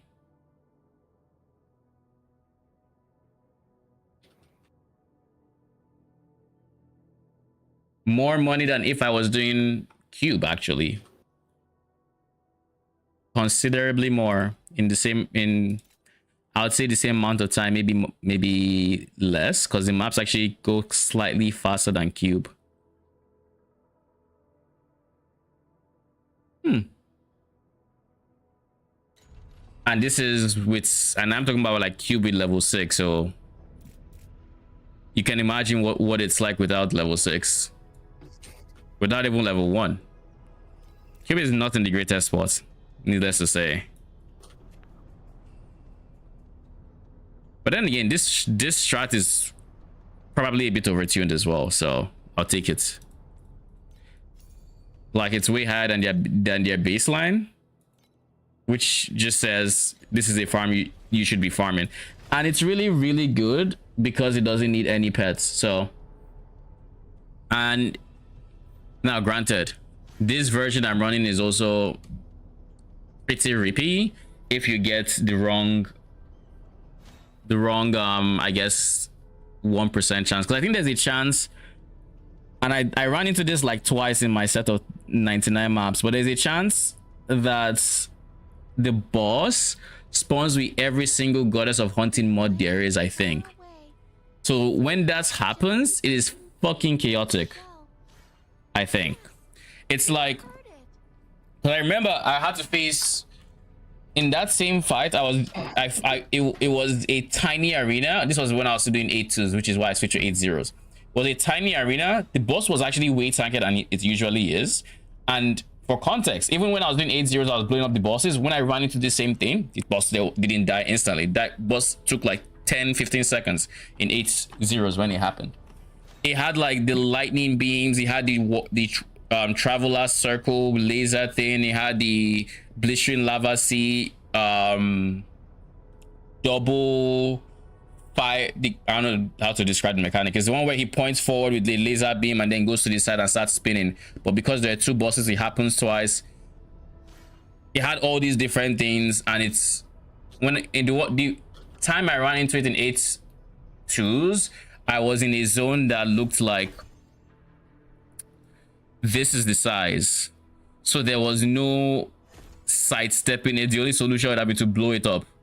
So it was at that point I'm like, you know what, it's not even that deep, I'ma just go to 8-0s, and it turns out it's pretty profitable. The only caveat is my current tree requires 86 points. So like for me, that implies you have as many points as I do, and I have to go get a point from Profound.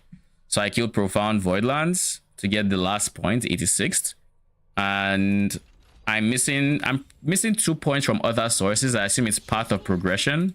Probably this journey guy, I just need to get these 2, well, this one done. It's not hard to do. I can do it now. It just takes resonance, which I kind of just sold a bunch of, which I probably should have just done it before. Maybe I'll do it. I'll do it. Anyways, let's buy the next set of mapping materials. The good news is Profound uses the same beacons as T8, so like I don't have to worry about overbuying those. Same, I mean self-explanatory, but like I can also just straight up buy the same compasses as well. I don't need to buy compass. God of Might, I do need to buy those, so going to buy them. They're going up in price very quickly. I guess maybe not. It's more so the time.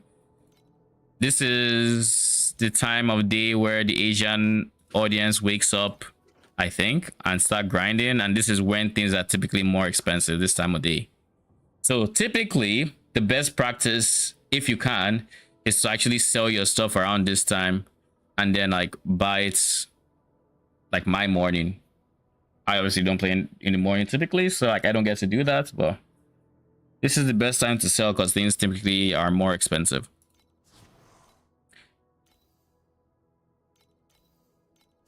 All right, we have 100 of these. I mean, last time I couldn't even comfortably buy all the compasses because I was broke. So now I cannot complain. 3.95. Any 99s? There. Please don't beat me to it. Cool. And then compass is the last compass. Yeah, we're chilling. Now all that I need to do is I need to buy maps. Voidlands is... Should I go to a different zone? No, we'll do Voidlands.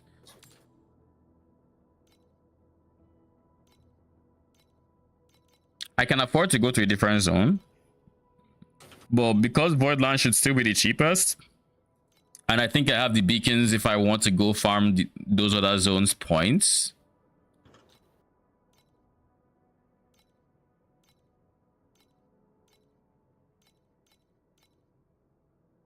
Is there a stack of 99? Sweet. I don't think I need a stack of 99, but I'll take it.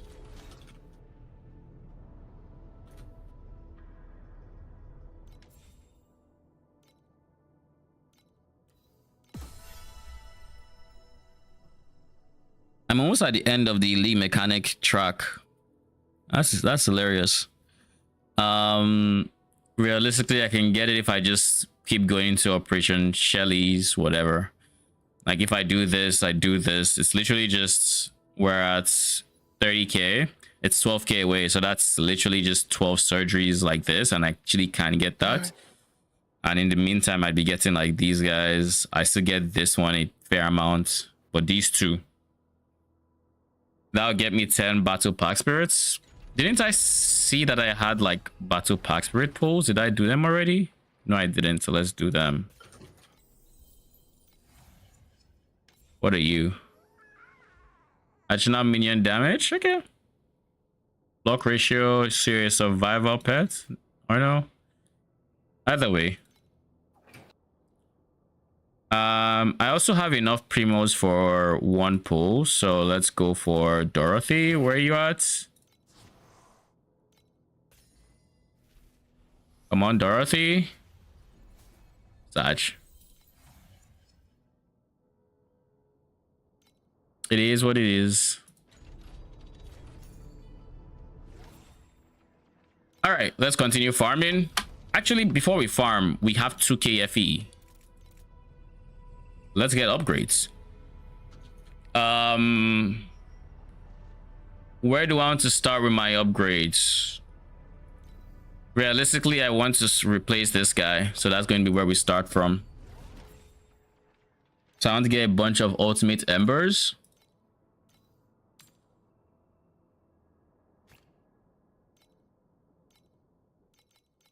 $30.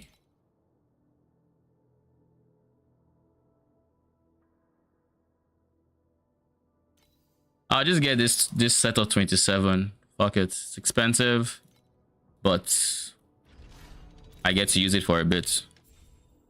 All right, let's get pen, shall we?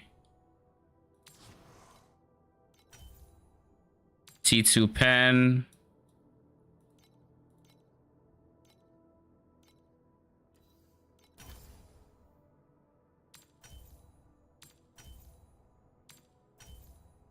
Shit, that's what we're talking about. It also high rolled the 119. The Is 9 it to 120 is fucking crazy. It is. Is there anywhere I'm looking for? Let's get our growth to T1. Spoke to Rasham, have a better idea of what I need. Well, he basically said all the slates you spent time trying to not super expand on were bad, which was Demoralizing. I guess technically. Yeah, slates are one of those things where you really just want to go big when you're ready to go big on it. That's what I should be spending my 2k on, if I'm being very honest with you. That's what I said. I feel like I showed fear. I just felt like instead of going for a really cheap, instead of going for something that like each slate was 900, I looked at the mods that were important and I divided them into like different slates to try to be economical. I thought that was actually smart. It's like, why aren't you supposed to be looking for 2 mod slates?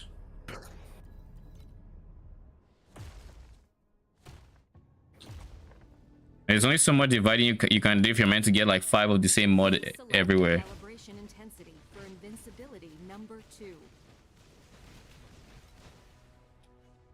All right, let's see where we get. We're currently at 462 growth. That takes us to 80 bill. dude, how? What?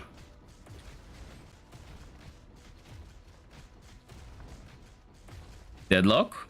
Or what? No, I was thinking of something. I Alright. statued Billy multiple times this game, but every single time I as Ivy, but every time I statue him, I didn't get enough space to get a heavy melee in, which I know that's not how it works. So I'm just curious if there's like a Debuff special reducer? item in this game that's helping him. It's hard to say because a good amount of these items are like, enhanced. So he might just have one minor buff this times 5. You know what I mean? Debuff reducer?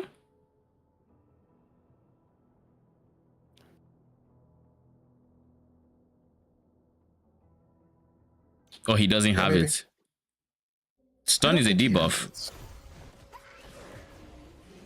Yeah, you're right. I just don't think he has it. Carry the weight of both honor and shame. I mean, you can check, right? I did. Maybe he just has a skill that reduces crowd control on him, or he has a state that allows that. Yeah, I think it's closer to something like that.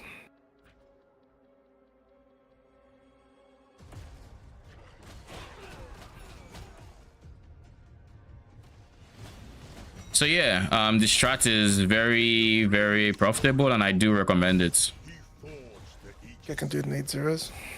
I am doing it in 8 zeros. Not a lot of tank. It depends on how your God of Might feels. So try it. I can AFK and get God of Might.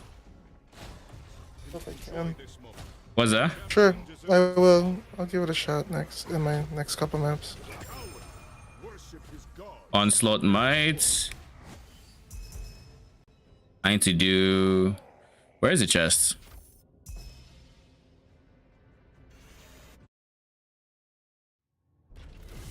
I need to do the boss. So I'm just going to go into 8-2s and do the boss. I can go into Profound and do it. Do I want to? How long will it take? There's a few things I'm gonna need to do if I'm going to do Profound, because I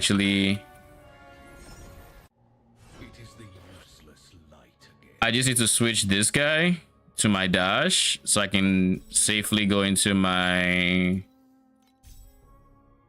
Erosion Magi and still have mobility.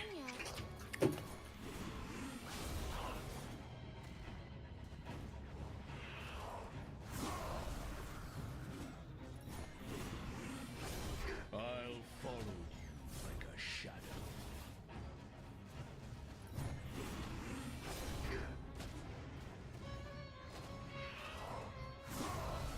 Sink into the night. Uh-oh. Boy, we're growing again. Oh no. Swap outs. It hasn't grown yet. I'll follow you like a shadow.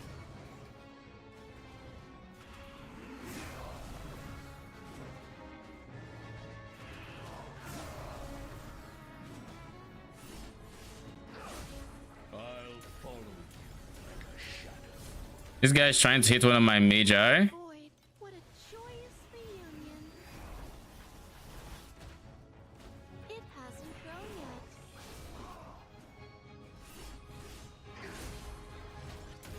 The abyss awaits. A 50 stuck. Was it worth the extra time I spent trying to kill him? Maybe? Probably was. Probably was. That makes me think I want to actually just go do my Supreme Showdown 13 now. It's a decent time to do it. And about 75-ish bill.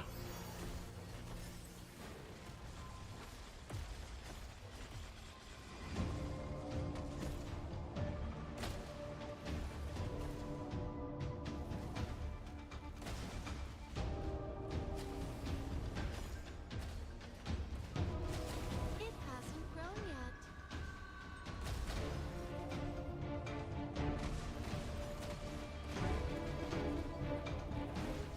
My goodness, can I move?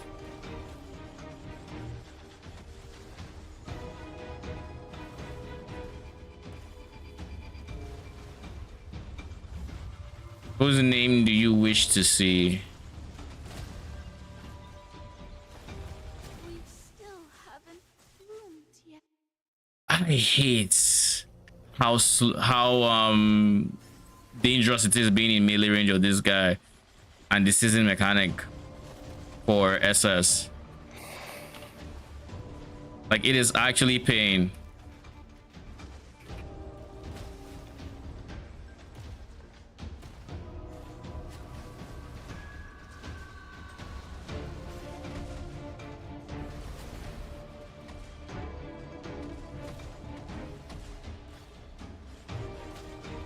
The void was calling out. All right, I need to switch. It hasn't grown yet.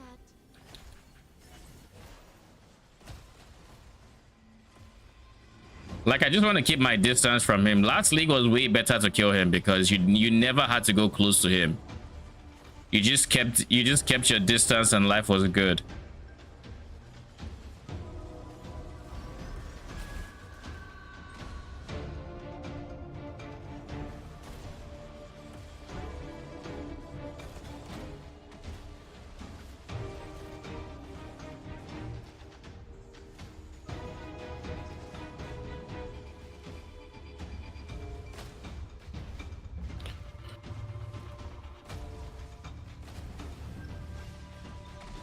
The void is. I haven't know what killed me, but yeah, we're not ready. I'm not doing that again. Screw that.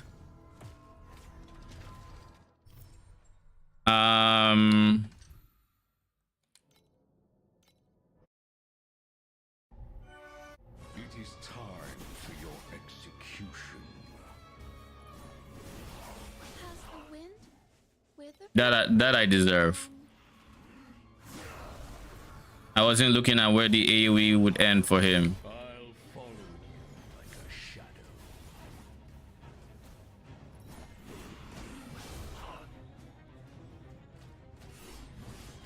Sink into the night. I can't see.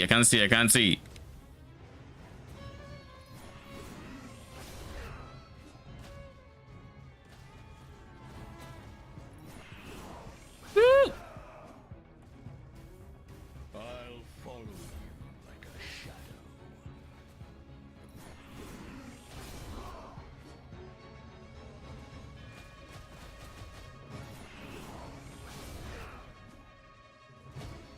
I'll follow you. The abyss awaits. So addictive. Just like queue another. The game was already addictive for me. I was already queuing another of the base game, but like now you can just tell me queue another. I'm like, fuck.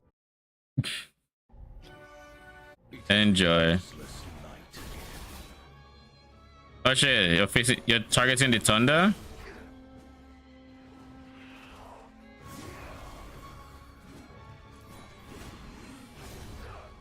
I'll follow you like a shadow. The problem with him targeting the stone is because whenever he targets the stone, well, let's just say I don't know where anything is going with all the jumping around.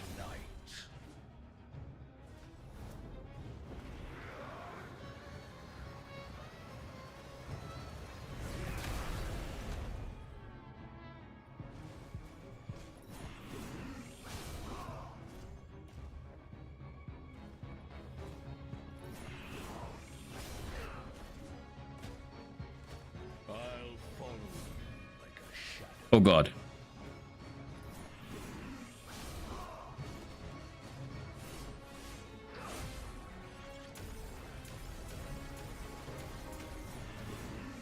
I'll follow you like a shadow.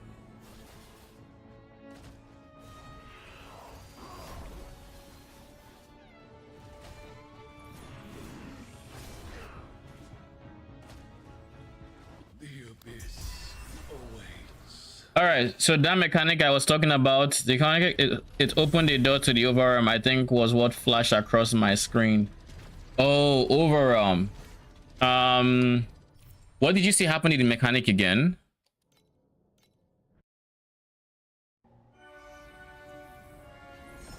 Like, I mean, overarm as a mechanic, you go into the door, your buff disappeared. Your buff shouldn't be disappearing in overarm, as far as I know, at least.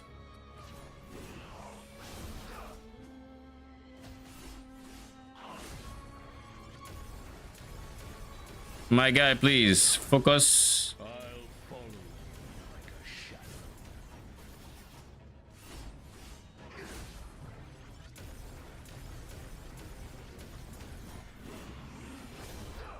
I don't know where he is. I'll follow like a shadow. Holy. Sink into the night.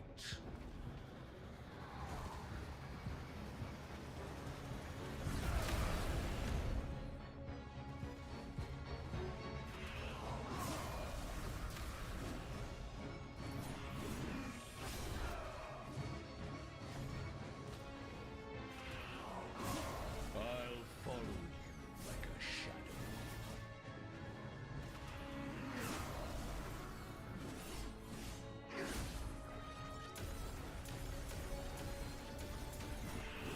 Holy. I'll follow you like a shadow.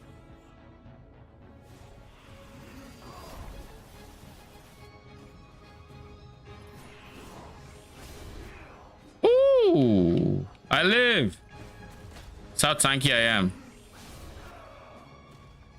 So whenever something one-shots me, remember this guy in Profound doesn't one-shot me. This awaits. All right. You linked in Discord. You can see Breeze and Metal Nourishment, but the rest are gone. Let me see.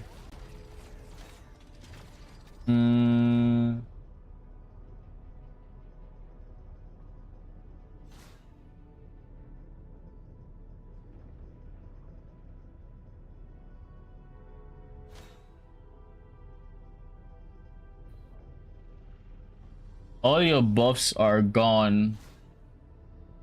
You are indeed correct. Your hand into a fist. Why would Overwhelm eat your buffs? As hard as you can. Good work. We did it.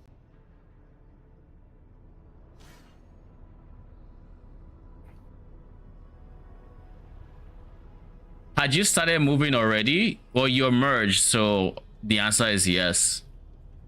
But you have no buffs.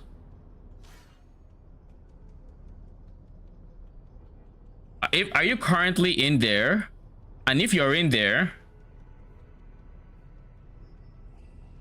you port out and back in. That has to be a bug. That has to be a bug. Yo, dude, once I get into maps and like Time Mark 3 plus, how do I get stronger? Crafting? Yes, crafting. If you're at 3 already, crafting, it becomes more viable. But once you hit Time Mark 4, one tip that's I learned this league was at Time Mark 4, that is the last point you're going to need fine embers for any piece of gear. So in Time Mark 4, you're going to want to use all your fine embers. So you're going to start throwing it on like the pieces of your gear that are going to be rare. So like your boots, your gloves, you're going to get these guys to like T4 just to use them, and that'll give you a lot of power. Aside that, having uniques is very powerful. Stuff like horn rings on your rings for the defensive bonuses, that is regen, as well as max life per level. You're also looking at like Desire of Survival as a potential defensive belt upgrade or belts unique.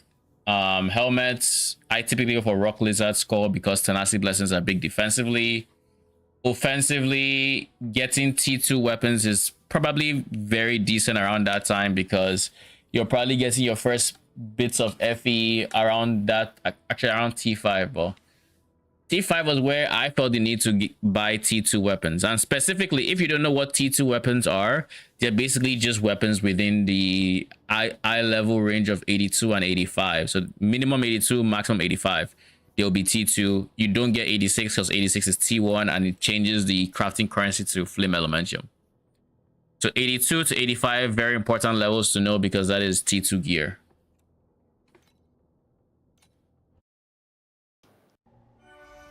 It is time for your execution. What Magi is all the way over there?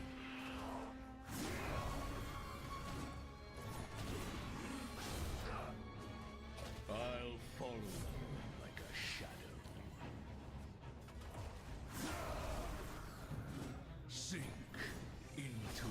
Somebody other than me is being targeted, and I'm not sure who exactly.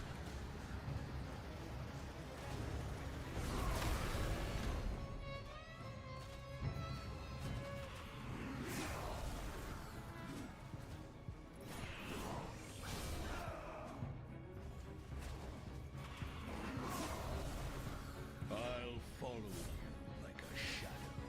Looks like it's one of my thunders, maybe.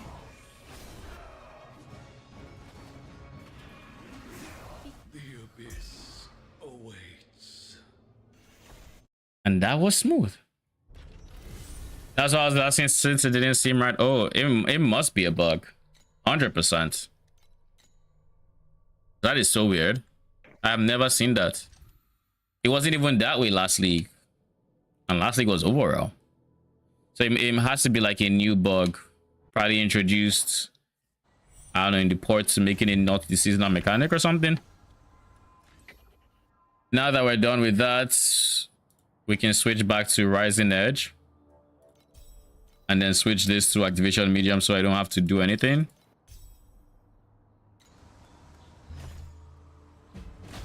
Conflicts carry the weight of both honor and shame. Am I zoomed in? Feels like I'm zoomed in. I think it's because I got more growth. So my Magi's physique went up. And now it looks like they're zoomed in, whereas they're just bigger. I think that's actually what is going on here.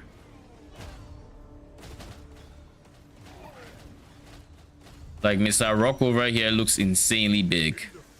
And to think we still have like 50 growths to go through.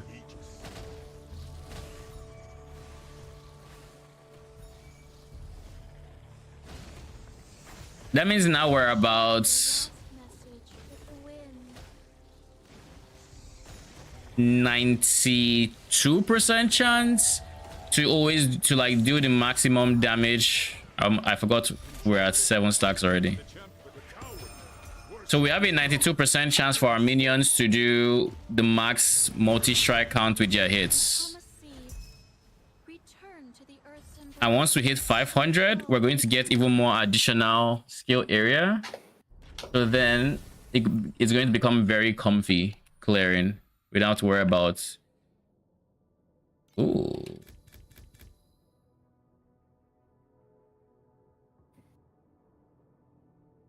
We won't have to worry about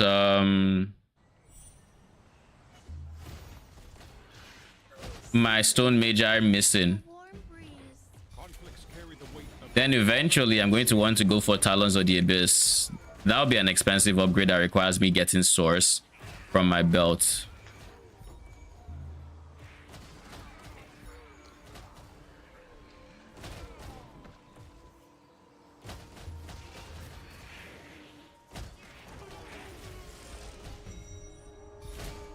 In the flame stolen from the gods, he forged the Aegis.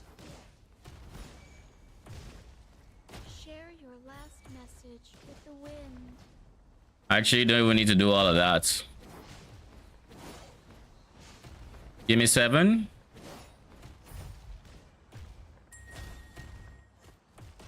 the coward. Worship his gods and enjoy this moment. The champion deserves the honor. Become a seed. Return to the earth's embrace and throw.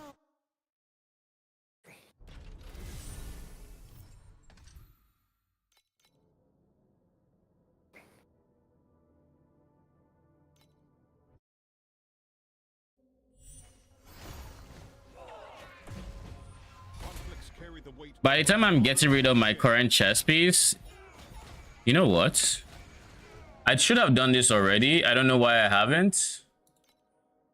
But I really should be doing legendary gear, chess piece, friend nemesis. I should be finding a corroded version. So what are the corroded affixes for these guys?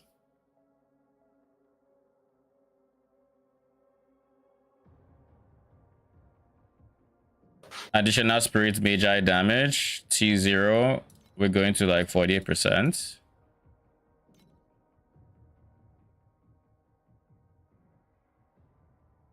%.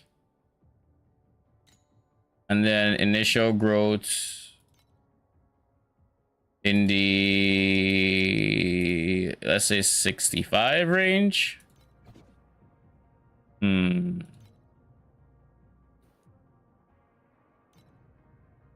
40.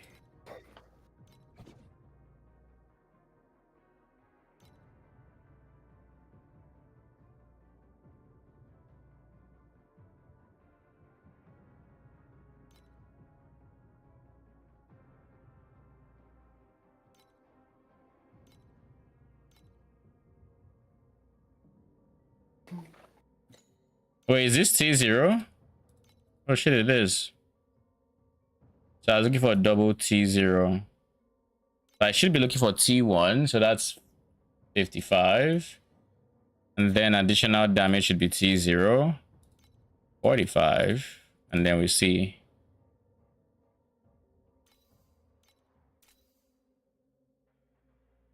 This is 57 and 45. Whereas I'm currently getting a 29. So that should be a very healthy damage increase.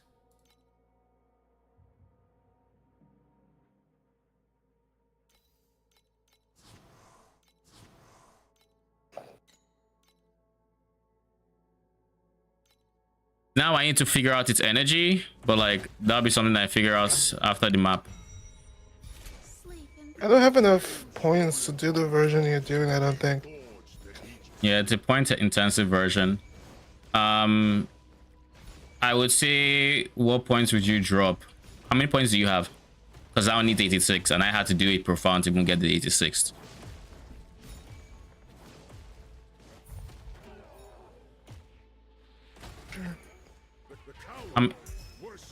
How do I know how many points I have? It's written at the top of your thing. I guess I 68. Over 92. I think that just means you have some path of progression that are probably low hanging fruit you can probably do to get a bit more. Like, yeah, check. I think so too. Just check the left one, the journey one. See what is hanging you up. See if it's something you can easily bang out. Dude, holy. Okay, I need to reprice this. I had a pet proc on a triple legendary. Please. Triple legendary slate that I sold for 470. So I had 3 of it. And all 3 sold? Or now you're using the other 3? The lowest sold, and then some people came in with some ambitious undercutting. It's crazy how much people undercut in this game. Like, I was selling that shit for 470, bro put 400. Yeah, they just be flying.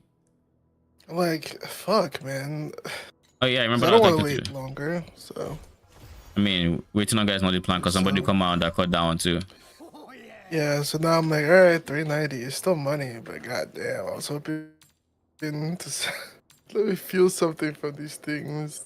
These people don't want me to. One of them sold for 470 before the undercutters came in though, so just waiting for the others to sell. Nice. Do I accept 111? There's no reason to push further, if I'm being honest. No reason at all. So that means now, if I switch, I should be pushing on 100 bill. Probably not. I'm probably going to be like 85 bill. Calibration intensity for invincibility number 2. I did say 100 bill for like a split second, so. Ooh, highest DPS is 100 bill.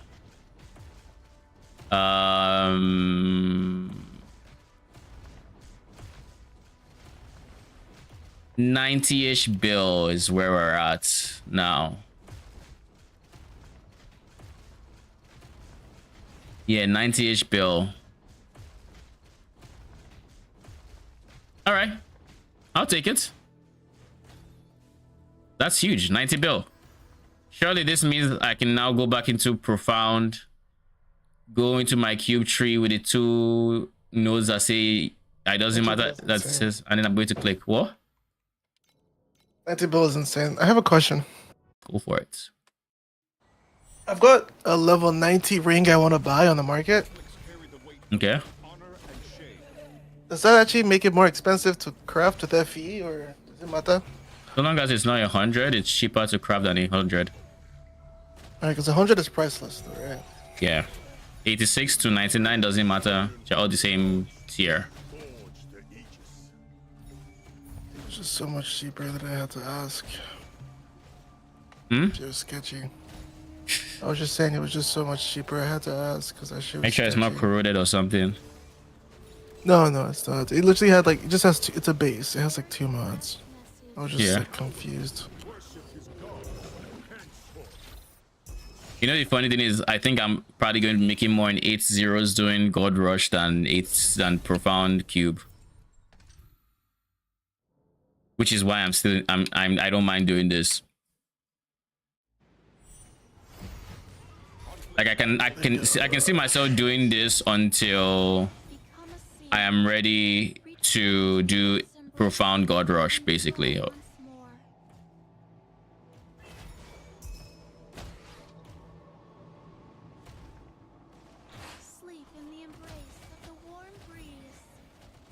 Also, the AoE on my minions is scaling. Holy, growth additional skill area is kicking in. He forged the Aegis.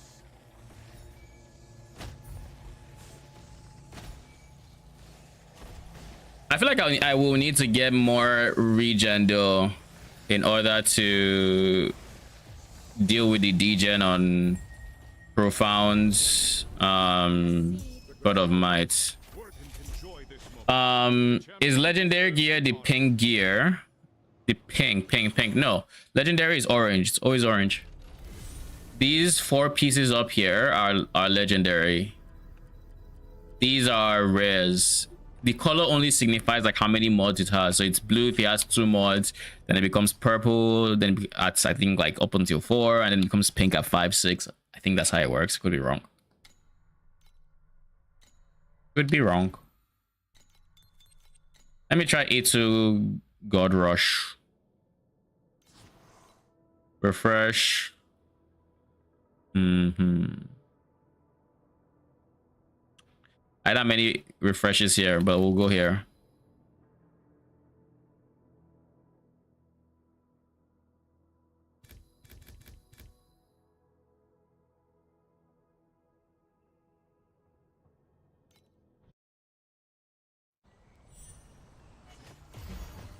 Conflicts carry the weight of both honor and shame. Become a seed.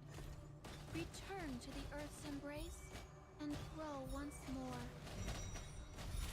Share Yeah, this was the problem I had in A2s when I first came here earlier today with this strat. It was that there's so much BS coming from the environment in A2s that it was so annoying to deal with. All of a sudden, all these things are dropping from the sky. So when I have to deal with all the goddess of hunting things that make it very rippy, and I'm not blowing up the boss, past the wind. like I just died. I don't know what killed me. Sprout once more. And you can't die more than twice because of the The coward big node. worship his gods henceforth. Enjoy this moment. The traveler nodes, that is. Deserves the honor.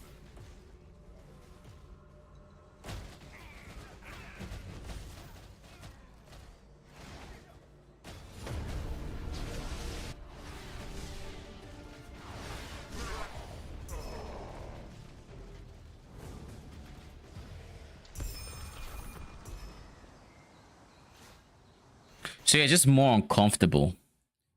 Maybe the next goal is improving my defenses. How do I do this? Let me look at my passive tree.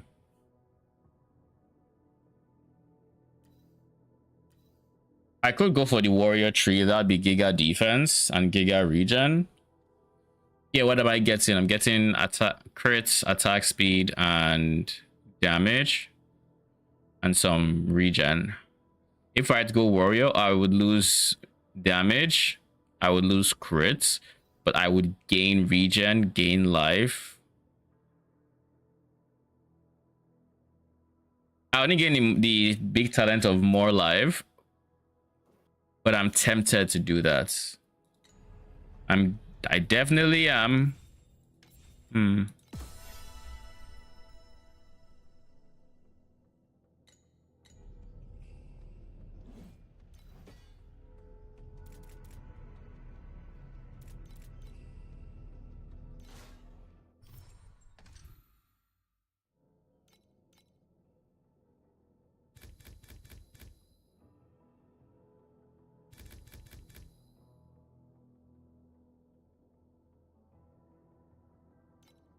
This looks fine. I didn't see any modifiers that are particularly painful. Conflicts carry the weight of both honor and shame. And the funny thing is, this just shows the defensive requirements needed for doing this in profound. In the flames stolen from the gods, he forged. Because like I'm blowing things up here in 8-2s, but like by the time the environment decides, oh, I'm gonna throw some bullshit at you now, you better be able to eat it. I think once I'm done with this next set of 100 maps, if I make enough, like, you know, the 2k whatever or however much I end up making, I'm going to get the belt affix, less damage taken at low mana. I'm basically going to try to get yeah, I'm going to try to get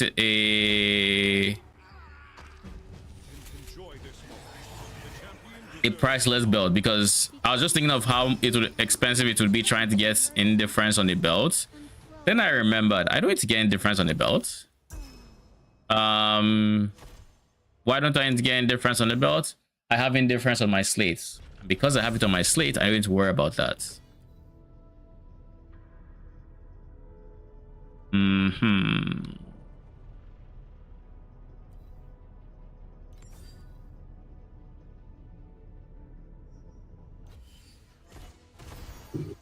I just watched Mia's Alice Doro farm video.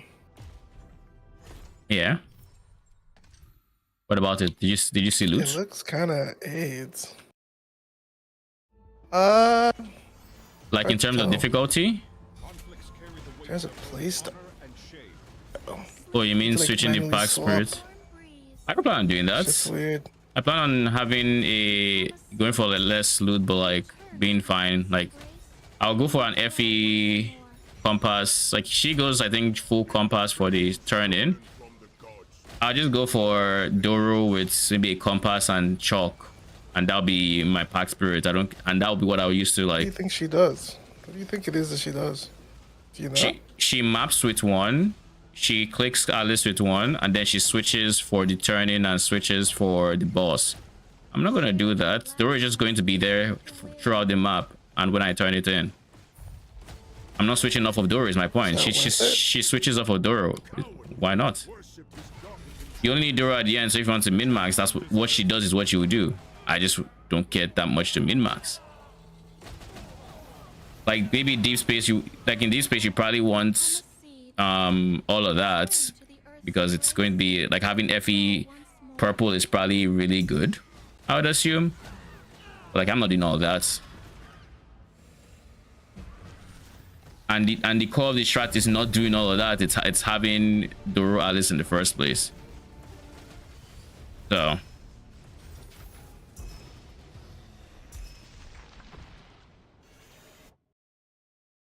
yeah, I don't care about that level of min-max. If I had it, I would just have Doro up at all times once I'm not picking clockwork. That's it.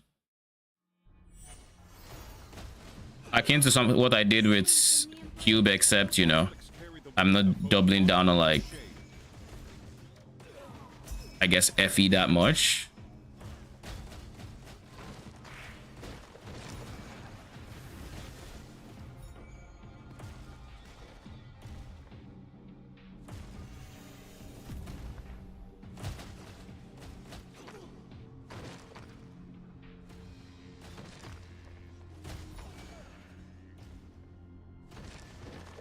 What defensive upgrades can I get aside what I just said? Res is going to be big for me. Tapping my res, big DR. Getting steadfast is another big one. So realistically, if I really wanted to, I could consider the boots, Lone Walkers. I could go for an amulet, I guess. I still haven't decided if I'm going for Vorax amulet or Vorax gloves. Gloves are actually pretty doable. And it would allow me to get, I think, more sealed mana compensation, which pairs really well with Lone Walker. But Vorax amulets have some insane base affixes as well that I've been looking at, and it's just looking juicy. So I have to think about that. The disadvantage of going Vorax gloves would be I have to put miniature Void Sea on it, which is about 1k a try. Not cheap. For amulets, I think they are more cheap. Decayed Mind, Void Erosion, Aura Effect is probably, you know, not too cheap, but also not as expensive as a Void Sea either. Then the other one, what's the other? The other one is a Fiend Crown that goes on it, which is just very big for crits. Lucky crit is always huge. If you can get down 2 prefixes, then the Vorax amulet is complete. So I guess it also depends on that. If I can get one that has suffixes free, then I can still get aura effect and sealed mana compensation, because I can just craft suffixes past that with advanced mods. I actually don't know how it works with trying to craft ultimate mods, because I think aura effect is an ultimate mod.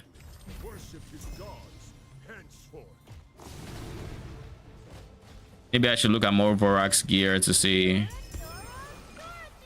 That's a Dorothy proc right there. And when that happens, Giga compasses. Let me see. How many more compasses does she get? Use 5 to 10 compasses when she procs. Oh, wait, really? Yeah. Actually, I pull Fedora. What, turn into a Dora believer? 15 tries. Surely, right? I don't really have anything else I really want. I don't think I'll get a Dora thing. But, I mean, if this strategy doesn't get nuked... I mean, I think it's getting nuked next league, but... This God Rush, 100%. I don't think it's a get... I just feel like they nuke everything next I feel like you won't get nuked this league. I feel like that would be... I don't think they would do that. They don't like backlash. Okay. They don't like backlash during the season, at least. Before this season, Sure, yeah, you're fine with I'll pull it. 10 Doras, fuck it. Good luck. It's over already. It's not good luck. As soon as I said it, it was over.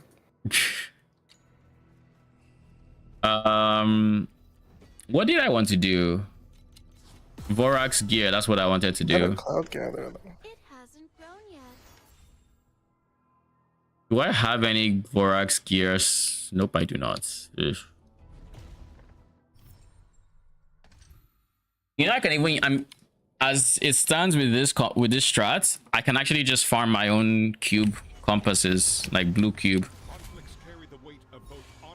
Because like I put all the cube compasses I bought in my stash because I wanted to track how much I'd make and everything. By the time I was done, I had 45 blues. And honestly, like I still plan on going to Profound because I think Sandlord is pretty strong, and the Quant in Profound obviously is very good for it.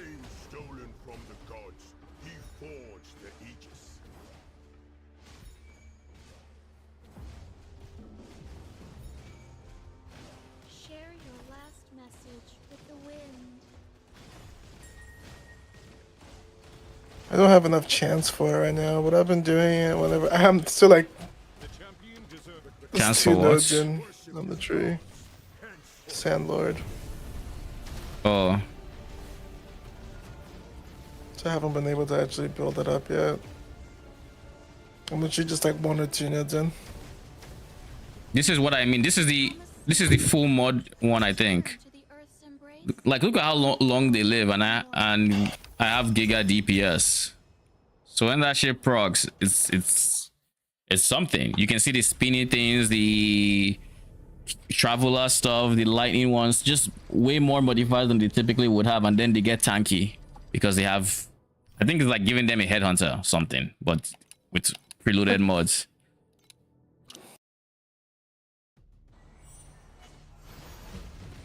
Conflicts carry the weight of both honor and Oh, hey Alice. I think for the entirety of last league I didn't click Alice once, like when she spawns in my map, because there's just no point in clicking her. Don't even register her.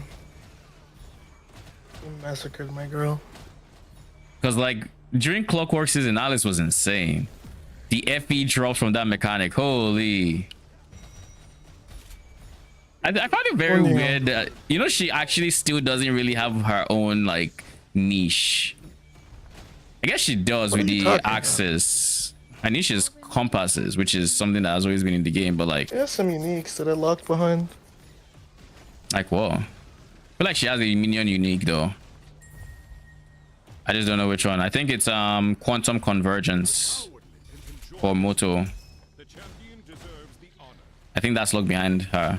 But like when I mean her think it's niche, got a bit of I mean work like there. base mods, like for base mods for Outlaw I mean, power. or Prisms. Yeah, like she doesn't give anything. The only thing Not she gives everything has is, something is there. what League Mechanic doesn't. Become a seed. Older ones. Turn to the earth's embrace. And So that's actually good. That's a kind of a good point. I don't know what their goal was. Wait, what did she give us? What power did Alice give us during the season? During the season, things gear changed after Alice so much that it's like it's weird to. Yeah, that's weird. Yeah, because that's when we had like the We had NV we had shit. we had those We had the uniques, area. The those legendary potential shit. Yeah, Yeah, and- they kind of just forgot her when they changed all that. Honestly, even that one was a big change. I think we changed to that season. That Yeah, shit made it was the after game so her. fun. Oh yeah, her season brought the ones where it was like, oh, That's what this brought it. item would basically carry you to T7. Those unique items that you eventually would want to get rid of. But remember them like I think they called Traveler something Fuck, or remember them? I fucking loved them. become a seed. they always beat us like They that. told me they were I mean, removing that shit. I was so sad. I was like, I don't know if I can play the game without them. I genuinely thought that. it was so good. Well, I mean, I get why progression is more fun the way it is here, going from like T1 to switched. T7. But like, If anyone hasn't played a lot of this game, you can't trust anything. Like if you think Yeah. PoE switches stuff, oh, they are more than willing to You're just wrong. strip the entire game bare and say, they don't give Yeah. a fuck. Yeah, they will literally just like rip it all off. like, even Like just imagine you're playing PoE one season and let's say you're enjoying Expedition. Like, yeah, Expedition logbooks are printing. It's not the most insane money. And then show up for the new season. And Dora then just Mark proc just twice says, in the same map. oh shit. Speaking of Expedition, we're actually completely changing mapping. And because of that, we're changing the way mapping works. The Atlas passive trees we completely reworked, and instead now it's a socketable thing where you put idols into sockets. And while you're doing that, and with all that big change, you're just praying to God that your favorite mechanic isn't nuked here, because someone's gonna eat good from this. And you also are praying that your favorite mechanic isn't like the best, because then it's like out of reach. So you're just begging, please don't say anything about Expedition in this. Or say something. Just say like one sentence like, and we looked at Expedition and buffed this reward. Just say that. Don't say we changed this, we added a new compass, because all of a sudden your desire cores are going from 90 FE to 21 in the peak of the season. And you have level 6 Q pets with the clown paint on your face. Oh, you poor little thing. So Ah. aren't you? Oh god, no. It's this fucking guy. Please kill him. Thank you. That moment when you run into the League Mechanic Butcher and you're just like, oh god. I'll remember everything you gave us. 'Cause like I had started my God of Might, so I just didn't want to die. Coward worshipped his gods. But yeah, this game, Enjoy this moment. Dora procs again. It's a 3% chance, and she just hit that shit 3 times in 2 maps. I'm not complaining though. I rolled like 30 or 40. I didn't get anything. 30 or 40 wall. Fools. How did you have 30 or 40? You had that many left over? Had- Holy. Had half of that in just purple crystals. The warm Hmm. And then I had quite a bit of Primos dragons left. and then the other thing. Yeah. Maybe close to 30. I don't think I had 40. I mean, you've seen how Draft got it on Habata before, so I was like, at some point, those final singles, I was like, surely, right? promise In the flames, Just a cloud gatherer to take home. he forged the Aegis. but yeah, for those who are newer and don't know how this game used to be and before all the major end game reworks and everything, the first season I went hard on, which is Clockwork, this season for Alice came in, she had giga FE drops first and foremost. Secondly, there were these uniques you could get that I think were just called like Voyager something. And basically every class had it, and it was basically just giga stats your class wanted. But at the same time, Golden Cage. That's 400 FE right there. But at the same time, you eventually would want to swap off of most Voyager pieces. So you would have like a Voyager set for every like gear slot. Right? Yes, every gear slot. And it had like set bonuses. So when you had like 4 of them, it would have this giga thing for your class. And at like 2, it had a different bonus, and at 6, it had a different bonus, yada yada yada. Then this was like enough to just launch you into the end game, just send. And then we also had legendary potential uniques. What these things were is basically what Diablo 4 has. What's it, Diablo 4? Last Epoch has.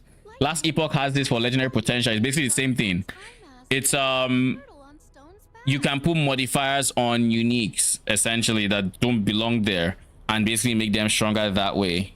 I don't fully remember the limits around those, but like there are certain limits, but that was the TLDR of what legendary potential uniques were. So like at this stage in the game, the meta was just giga uniques, giga Voyager sets, and you barely see even a rare modifier. Crafting was also quite different then. It wasn't as it is now where you just click. Crafting was and harder. Crafting was Vorax. Yeah, That's crafting was more crafting Vorax, where you had like 2 deterministic mods, and then you could kind of jank your way to 4. But then I think to get from 4 to 6, you were praying. I think that was like the way crafting would go. We didn't have like all these ultimate affixes, yada yada yada. We didn't have any of that. And then the next season, And progression was Andre said- much quicker. It was like the time it takes us to go from start of the game to Oh man, PTSD. T8 is basically your entire season journey for a build. That Clockwork season. That time it takes you to get to T8, that is the entire, you've gone from start to finish. You've gotten all the items, you've experienced end game. We didn't have deep space that season, they removed it that season, but we had T8, and Yeah, T8s were that's very what it difficult. So like T8s were probably like similar to what they are, not they were harder Still to, needed some they're, like, balance. they're similar to like turtle on Stone's back. maybe Profound right now in terms of like how it felt, but like No, not fuck no. they felt like Profound compared to T7, but then it didn't take the same amount of Found minus like 80% of the dots on the floor and 80% of the shit you have to deal with. That's just the truth.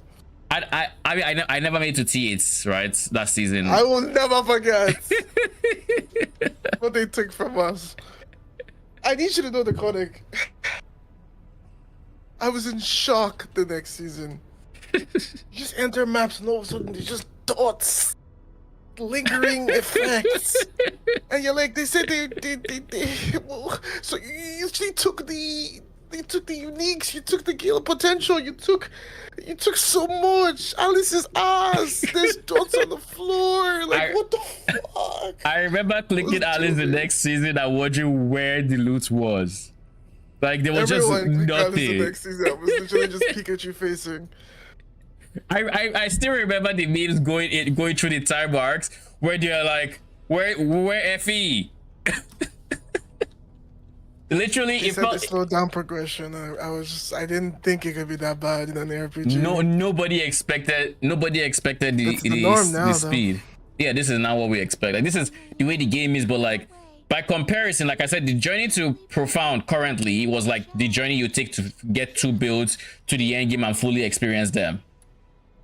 The Like- game wasn't like free back then too either. Like you still need to get those uniques, but like it took a sec to get them. Like there was progression to getting those uniques. You'd like run with Not the two travel, not set the for a Voyager while. ones, but like you'd run with the Voyager ones until you could actually wing your way out, and then And then you need to get better ones with LP.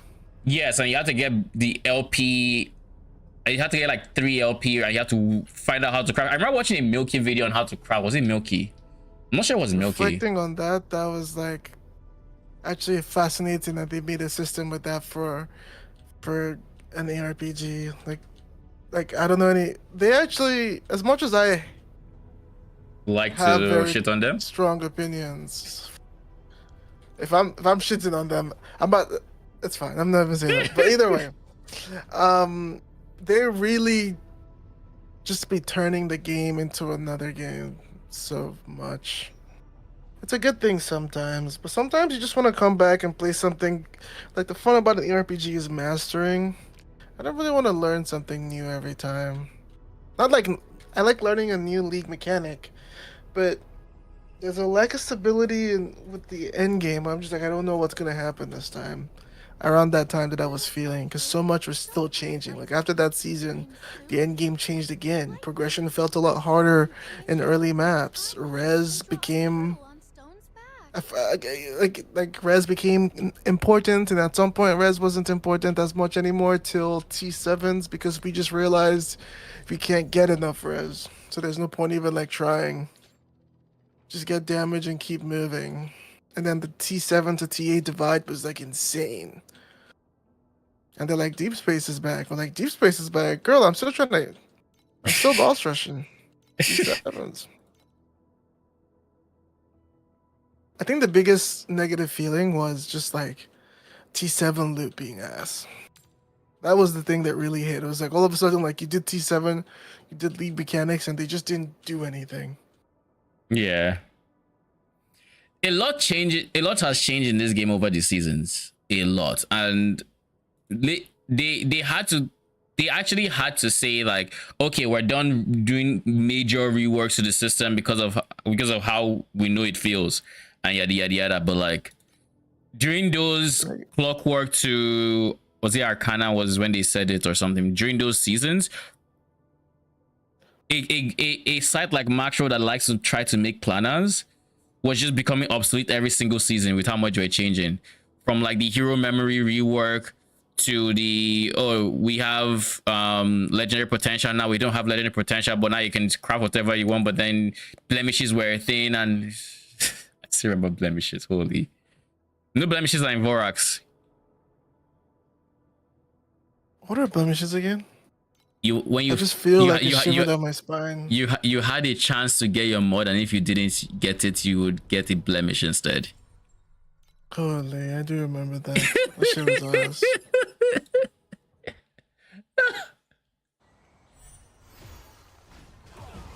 Wait, are you rolling for compasses like that guy is on the map? Are you rolling cards? I mean, kind of. Like, not like I'm in 8-2s. I'm doing 8-2s right now. Last set was in 8-0s. I don't have reef sets in 8-2s, so I'm very conservative. And 8-0s, I didn't even reroll that much, to be honest. If I had something I could use, I would use it. So if I see compass card, I'm using it. If I see drop quant card, I'm using it. If I just see like 3 gear cards, then sure, I'll reroll. Do you think it's bugged, like he said, where it doesn't scale with quants? You mean it's Where, bugged? where it says it doesn't scale, but it does? I think it's probably skills with quant. I've heard enough people say it from different sources to believe it. Probably. Worshipped his gods. Hence, we enjoy this You made a little too much money with the new god What a joy. mechanic, so we made sure it could never scale with quant. On a seed. We also tweaked a little bit of the Atlas passive trees just to keep the quant in line. You look at the Atlas passive tree, 5% chance to have new god chest in your map, minus 30% quant. 5% chance to have new god spawn on your map, minus 30% quant. Just like nuke the quant. conflicts carry the weight of both honor and shame. Needless to say, our kid has PTSD. Hate this game. In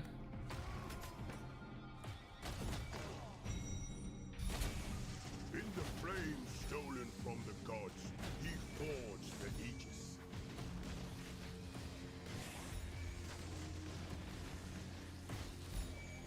Feels weird playing this game because I play it at work all day these days.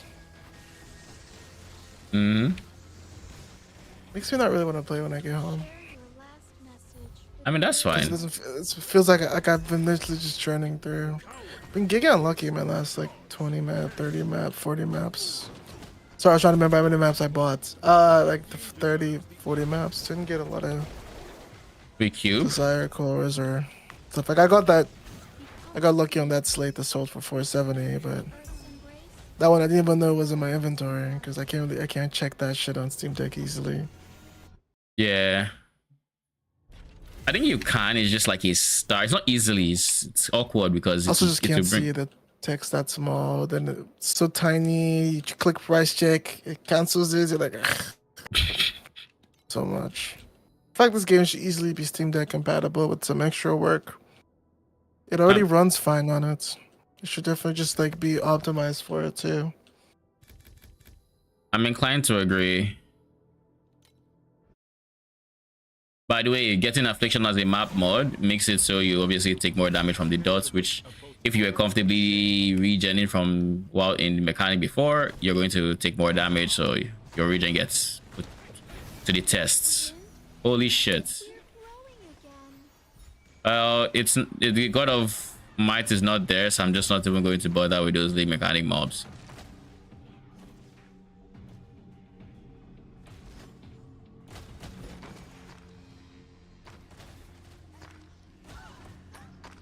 As for what actually killed me there, I'm pretty sure it was that lightning ball. Pretty sure it was. Because like the guys that charged didn't even have the chance to charge. I was already dead. And my lightning res isn't great. Yeah, it's 26. It's not great.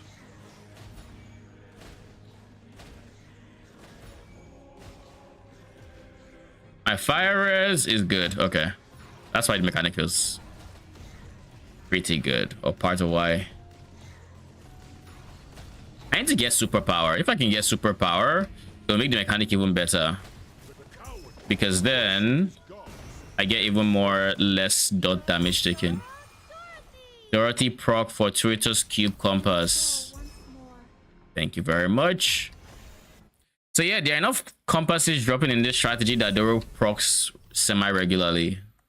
Which is why I'm like, yeah, it does feel like a compass farming strategy at that point. And even without Doro procking, you're still getting Golden Cage, which is 400 FE each time it drops. I do think they will eventually drop in price with the amount of people doing God Rushing. But that makes me think that for days though. What makes you think it wasn't way more expensive than 400 FE? I wouldn't say it is. I'm just saying they've been doing it for a bit. I know. I'm just saying, like, wasn't it slightly more than 400 this morning when I sent you the screenshot? Now it's... I gotta check. Well, like you and Rasham are in the same trade market, right? Yeah, well, everyone's in the same trade market. It's about 4... It's more expensive now. It's like... So it's going up. No, it's not. It's at 400. Russian, so it went up. So it's getting more expensive. It was what's then 435, right? 415.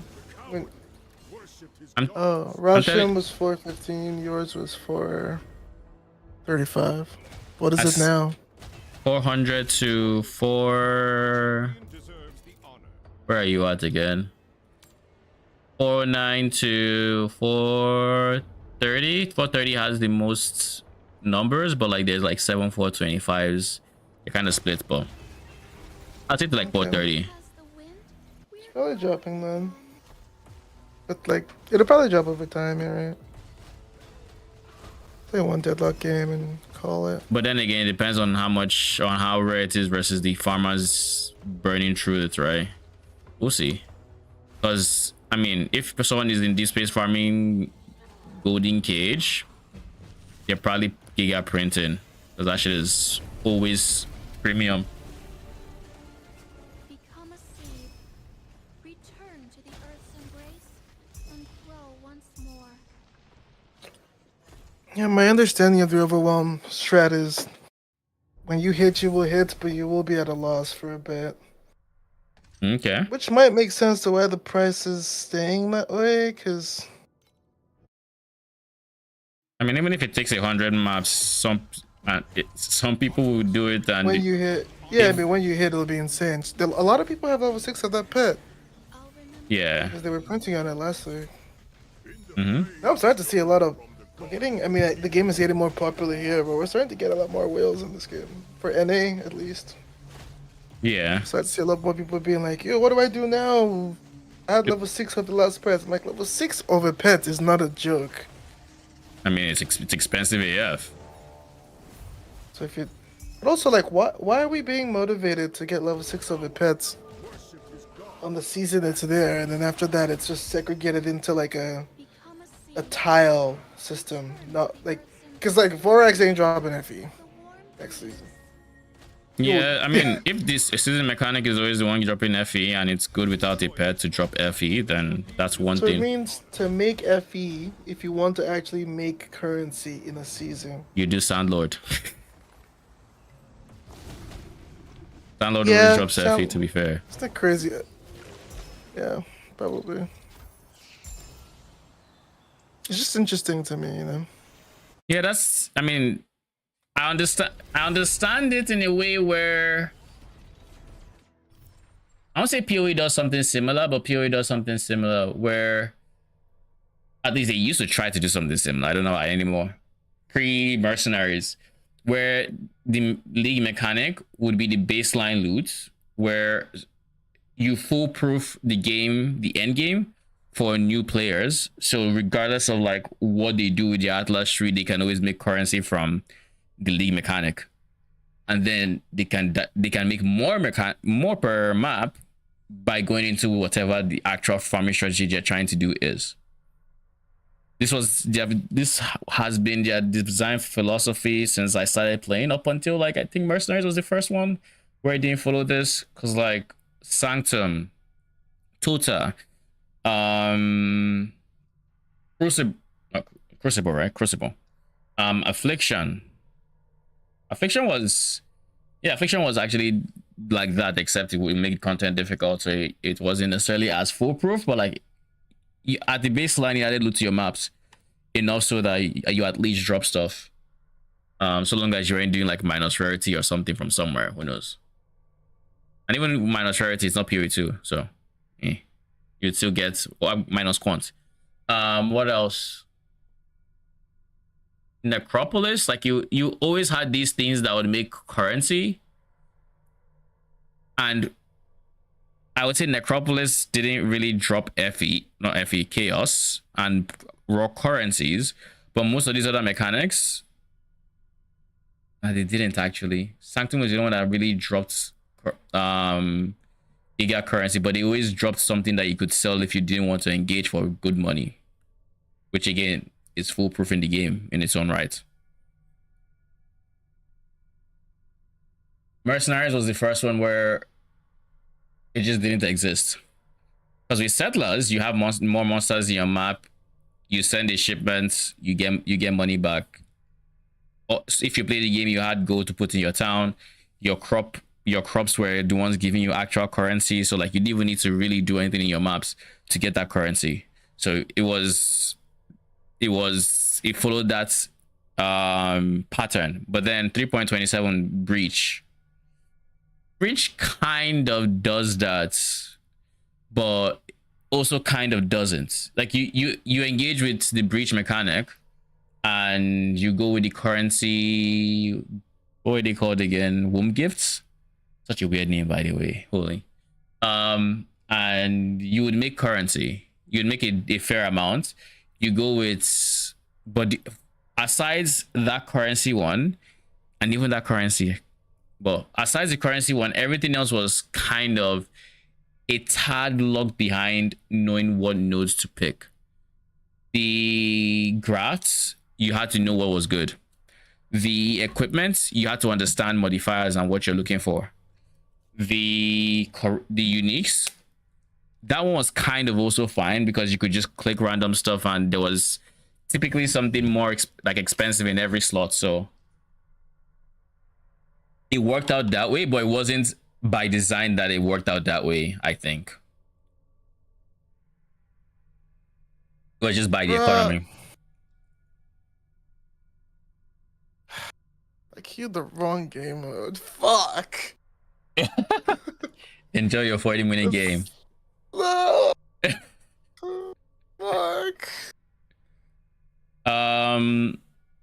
But yeah, so I understand from that perspective that the league mechanics should be profitable, and if you want that to be your primary source of FP, like, that is fine.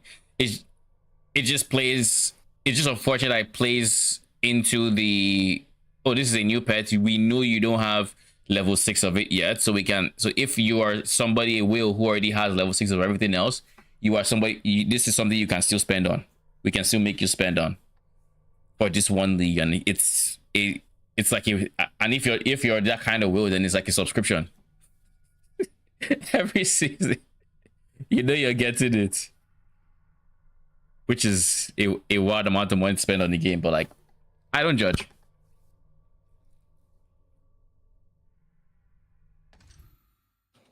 So yeah, it's not a design philosophy I disagree with. It's just because it ties into the design philosophy that I don't agree with, which is the pets. Yeah. That makes it unfortunate. Because realistically, like, you can't turn off the league mechanic, so you want the league mechanic to be a source of currency. That being said, I really don't like the philosophy that this season and Snowpaper had, which is you can't sell the materials to people who want to run it. I think that bit is actually ass. Like, I think, like, why? I feel like we should be able to sell it. Like, there's no reason why we shouldn't, except just making sure we don't do that. Because, like, I don't want, like, it's the same problem I had with Snowpaper. Snowpaper was very profitable, but at some point I was just tired of running it. Allow me to sell my fragments to people who want to run it and actually still benefit from it, but rather, no, they're bound to my account. So, like, I can't sell it, but I don't want to run this whenever it's not full. So now I feel like I'm being inefficient because I'm not running it, and it's just piling up. Actually, it wasn't even just piling up, it was full. So, like, I'm just not gaining benefits from it, but I know it's giga, so, like, I'm just, it was not a good feeling. This isn't less so because but the only difference between this season and Snowpaper is this season isn't as rewarding. That's literally the only difference. If I didn't like this season mechanic and it was very rewarding, I'd still engage with it, because what else am I doing in C78, you know? So I don't like that's design, personally.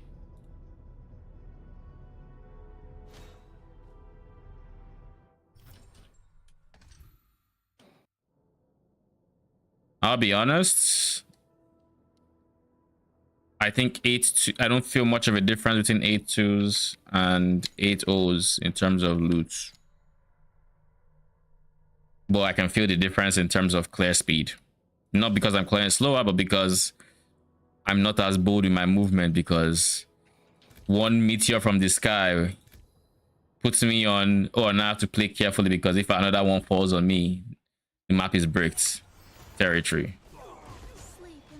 So back to 8-0 I go until I improve my defenses.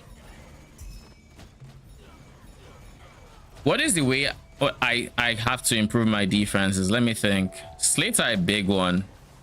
If I can get good slates, my defenses would actually be very solid. Let me think. Can I reflect? Back page. No, I can't. I actually can. Which is so sad. 07. if I put this here, I lose out on 12% origin, but actually it's have to be here. I wouldn't lose out on 12% origin. I would still have the 12%, but I gain another 8%. No, I wouldn't, because it's minus 40%. So I gain 4% damage transfer, which is just not as good. Okay. The game looks so different, by the way. Sleep in the embrace of the Deadlock? warm breeze. Yeah. Because of the patrons or the lanes and everything look Assets very are different. You know, this is the second time they're doing a major asset overhaul that at least that I've. Not even. It's not really an overhaul too, if you think about it too. Well, they change a lot, and they increase the graphical fidelity. Dorothy procs, and I get a Fated Arcana compass. Sheesh. Fated Arcana is how much again? Oh, it's a golden one, of course. It's 40 FE, big. I would like to get another golden cage in case the god chest is listening. That is what you should be trying to give me. I would appreciate it very, very much.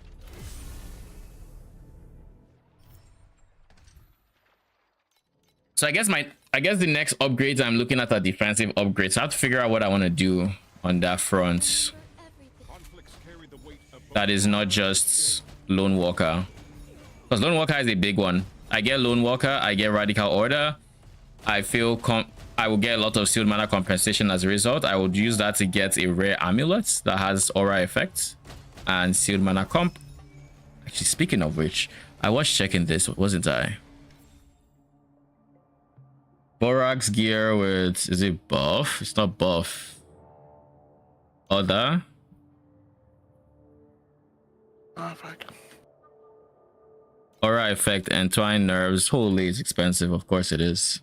This one is also expensive. So if I were to go for an amulet, I'd have to use these two, which would be expensive, but at least it's guaranteed to be those mods, so it's not even that bad. By the way, apparently ultimate mods are guaranteed. Like, you buy the item, each item gives only one ultimate mod. You just don't know what tier you're gonna get. At least for Vorax I feel gear. like I'm motivated to actually engage with this mechanic. Well, I'm not. That's why I'm going out of my way to figure out what it looks like I would need to do. Because I'm trying to decide if I want gloves or if I want an amulet. Amulet allows me. Well, if I go amulet, I actually don't miss out on anything if I can get the two things I want on the same set, and I think it'll be overall cheaper than going for gloves. So that is something I should honestly consider, because like it's just be cheaper, right? It'll cost me like a few thousand, but I should be able to get the two expensive. What are the things they put on the amulets? Pretty sure one is an actual amulet.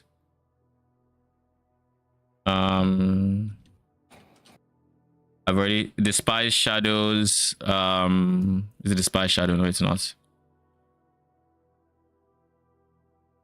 I do not fully remember the amulets anymore. Decaying Blessing. They take the Decaying Blessing.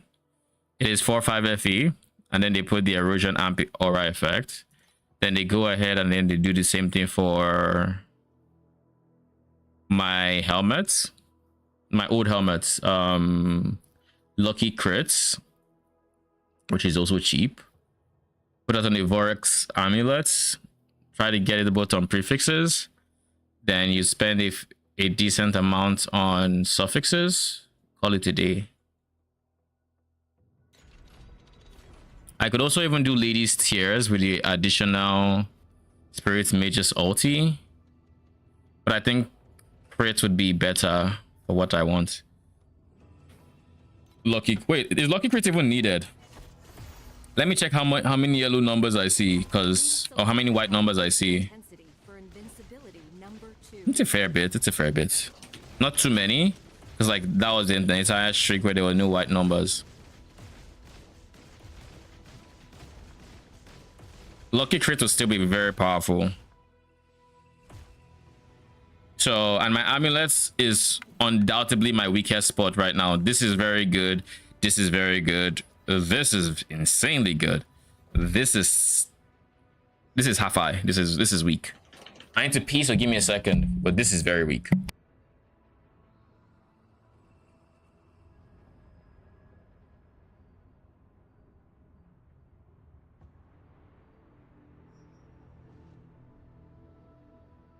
Reach out and clench your hand into a fist. Then throw it forward as hard as you can. Good work! We did it!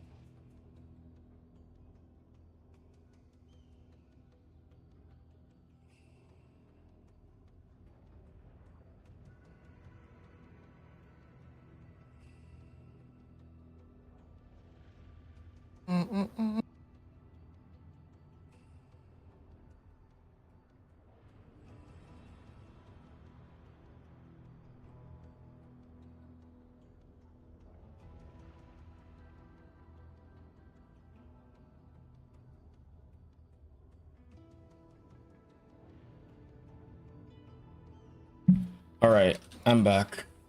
In a land Now that I actually see the amulets, honestly, I'm incentivized to actually try making it with how cheap it is to actually craft. Man, Aside the ultimate affixes, of course. So let's just buy some 10 decaying minutes in. blessings. I've lost 2 walkers. What's that? Shit is 10 minutes pain. in? The normal game is so pain.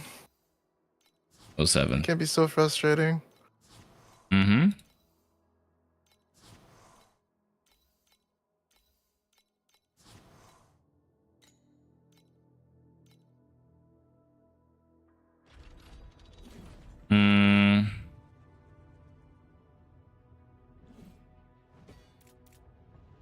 There used to be a button to lock. I don't remember what it is now.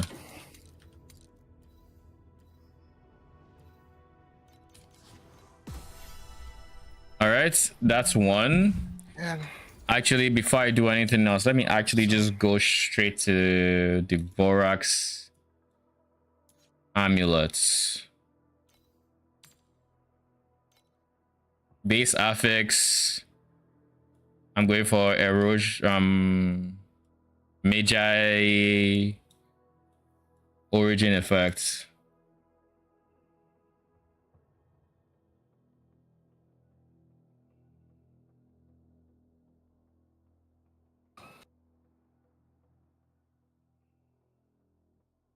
This one.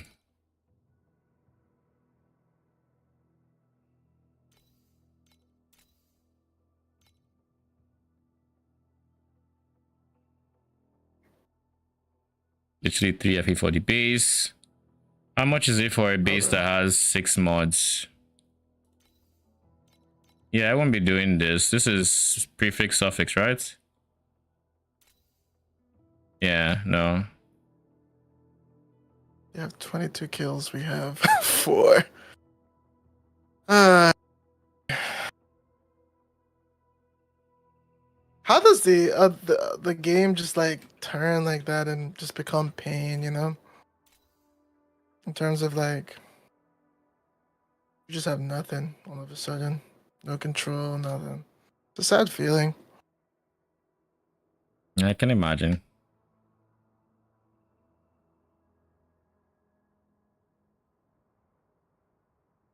If I buy this for 12, it's going to take all my currency to do what I want to do, but I'm willing to give it a shot. What else do I need to do? It's time for graft organs. I need to pick The fine ones are at least cheaper now. They're like less than 20 FE a piece. So can do 19 maximum. See if there's any selling.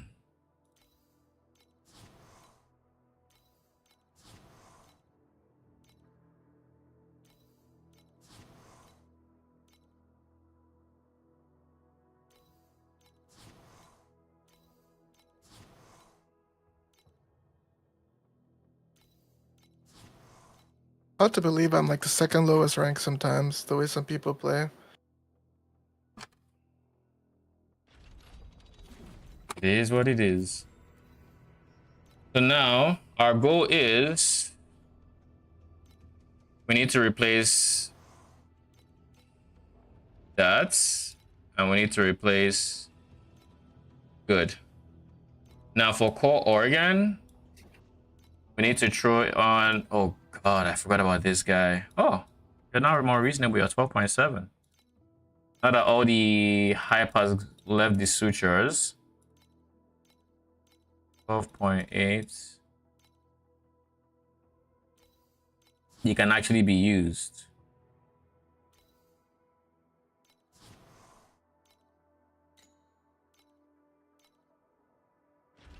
All right.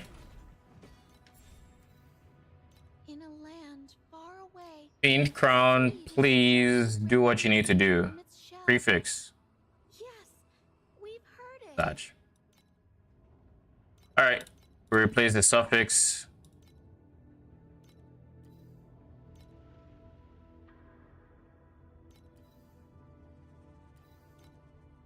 Wait a second. Yeah, that I think I understand a bit more. It doesn't matter if it hits suffix or prefix. Actually, it does. Because actually, no, it doesn't. Because for all these guys, I can pick to put them on prefixes. Oh no, I can't. These prefixes change, so it has to be It has to be they have to hit prefixes as well. Not great. Not to mention every single time I've clicked this thing, it just keeps going to suffixes. And I still haven't gotten...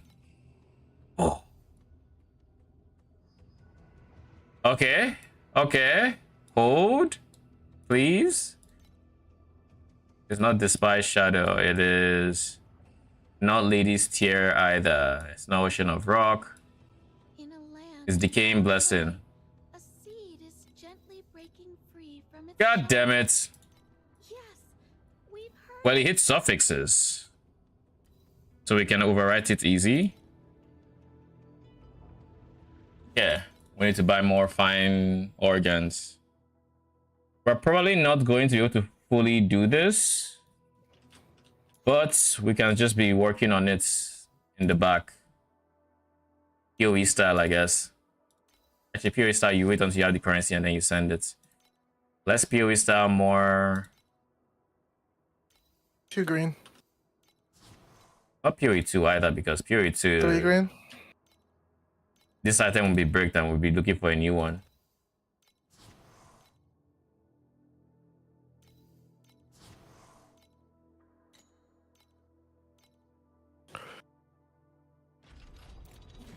All right, try again. Suffixes, inert. Brother! Are you allergic to removing the right mod?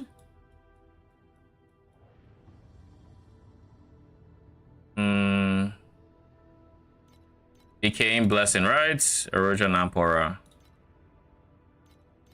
Yes! We did it. And it even comes with max life. little snowflake. Don't add ice cubes. So now, Soup. the rest of this is deterministic I saw you because put suffixes are free. mass and So I'm going to put put, on stones.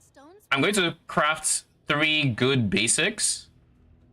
Then I'm going to try putting the Aura Amp and the Sealed Mana Compensation. And that's it. We have 2 reses. I just need Prod Speed to go. but like this is a very, very healthy spot to be. Honestly, this is probably better than my current one as well. So I'm just going to slap that on, see how much of a DPS increase that was, and that costs like 500 FE, 600. So it wasn't even that expensive. Please select the calibration intensity for invincibility number 2.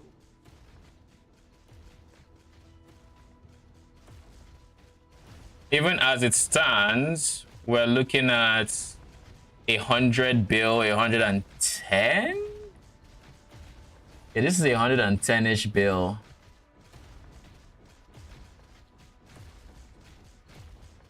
110 to 115 is what it looks like it's hovering on. Oh, that was beautiful. We got so fucking lucky there. We got so lucky. I can't even imagine trying to do that with my gloves is what that means. Because those gloves, holy. This might just be my base Vorax gear at this point. Replace the base affix maybe. Ugh. Conflicts carry the weight of both honor and I don't know if I'll engage with it much more than that. I'll remember everything you gave us.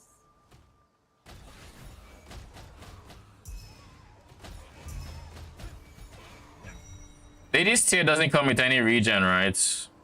No, it doesn't, except reconjuring regen. In the flames stolen from the So my... he forged the Aegis. Okay.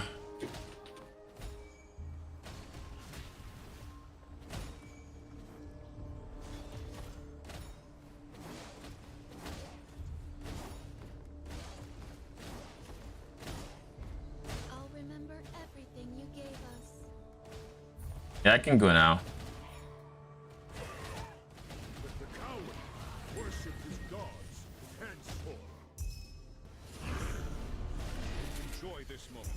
The champion deserves the honor.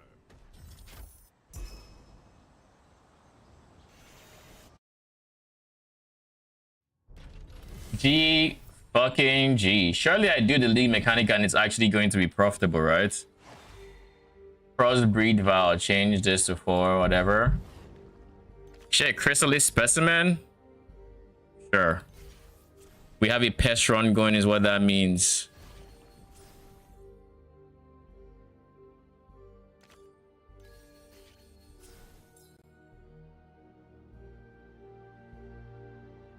Select one group of monsters and activity to 2 groups of the same rarity.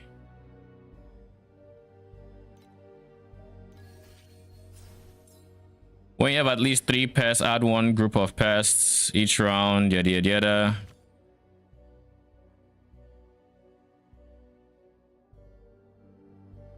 This is honestly not bad for pests, because pests' biggest problem is that it's very difficult to raise the activity. But once I get a magic pest, they are all going to be getting activity every single round. I think that might honestly be better than this.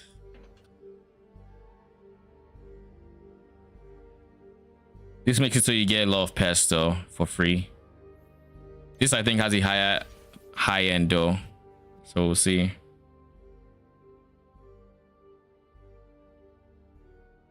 Add quantity. Okay.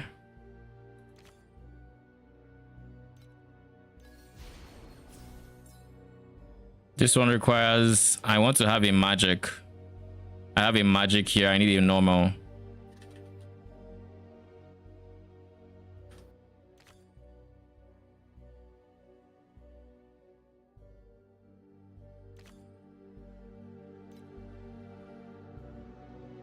Well, this still counts as an elite, so when adding a monster F max is this. Oh god, this would have been so good with the pest one. All right.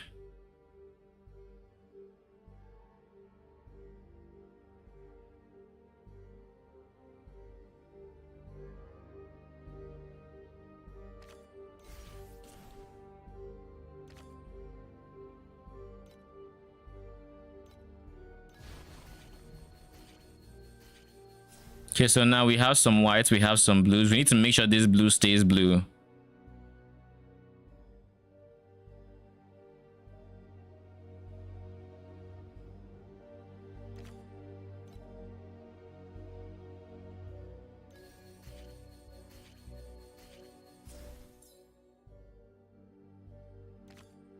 of the same rarity.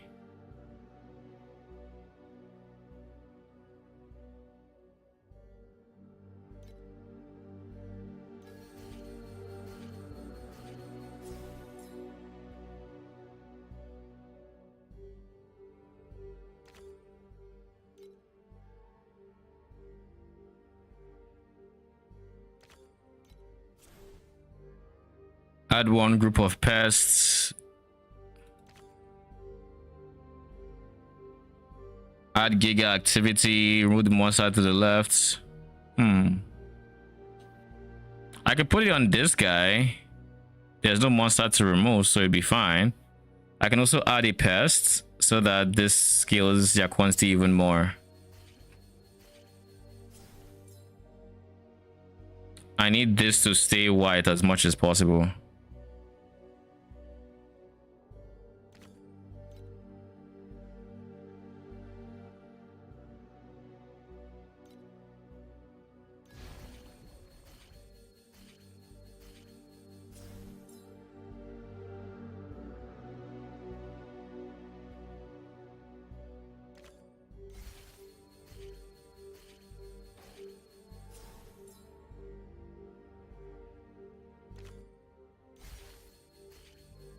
I kind of wish I had this Vow there because it would have been big.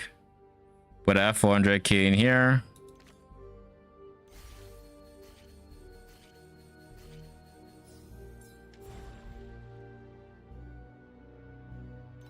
I doubt it's going to be rewarding, but let's see.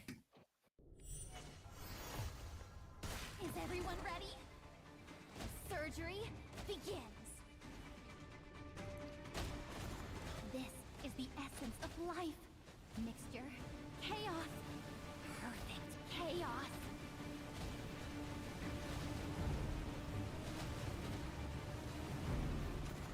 We're closer than ever to the truth. And to madness. The mid-boss cooldown now shows on the map.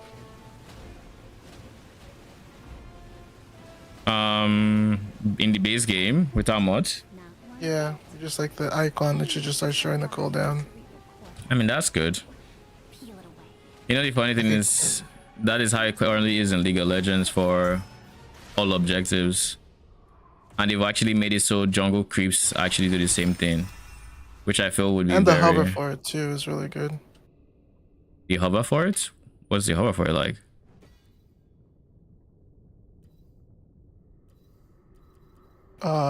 Well, the hover for... Hold on. So not worth it, but I'll do it. That was actually more rewarding than even my 1 mil plus or pest to start. And Chrysalis, huge.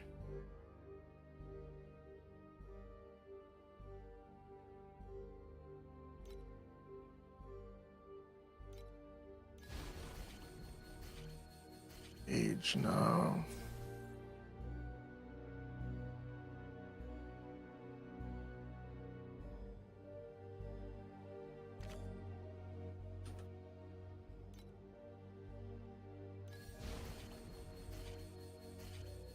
I just need to make sure I get ways to scale quantity.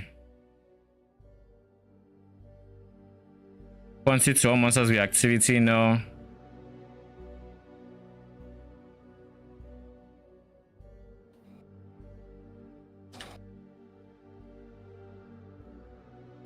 I guess normal monsters because they tend to be...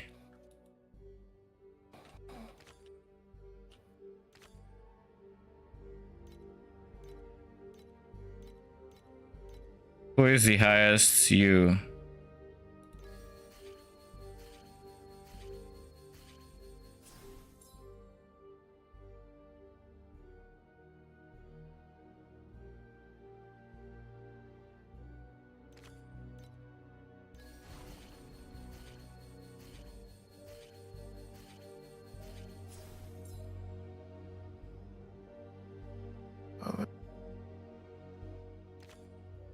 When animals side this to the lowest, yes, we want this 100%.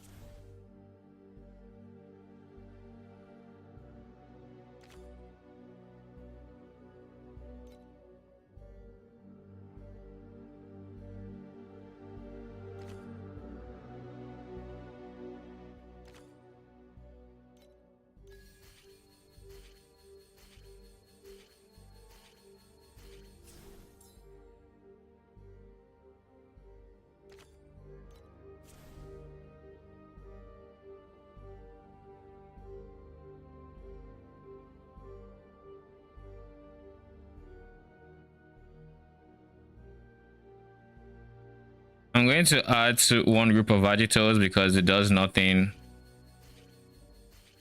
But this one gives me quantity. Anyways.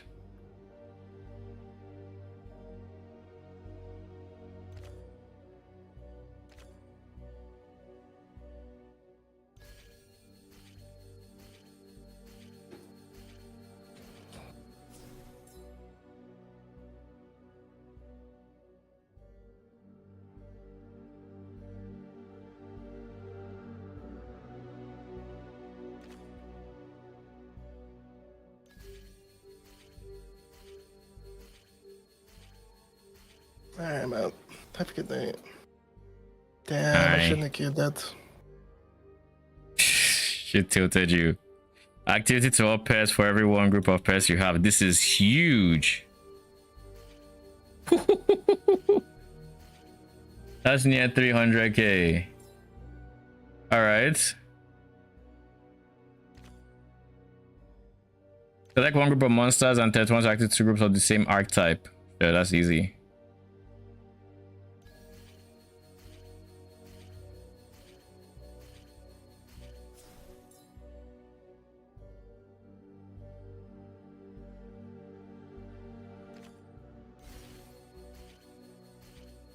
You're going to bed, right? Or you're leaving?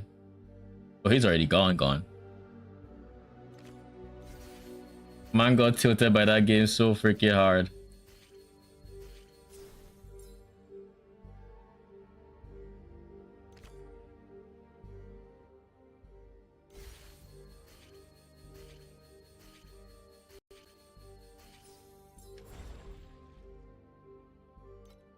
$700k. Hopefully it goes over the threshold.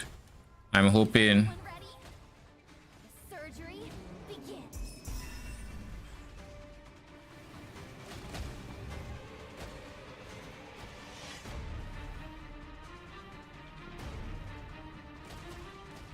This is the essence of life.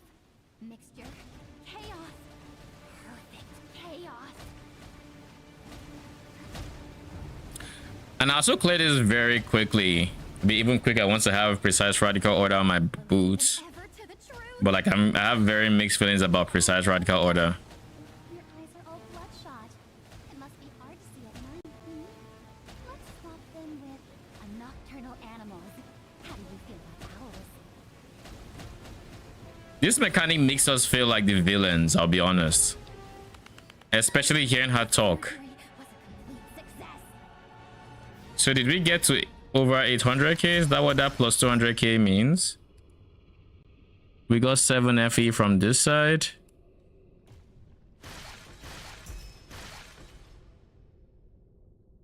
And 5 FE from there, so 12 FE. But then I also got the fine organs, which at least means, you know, it's money, right? It's, well, it's going to be money, but I'm going to use it too.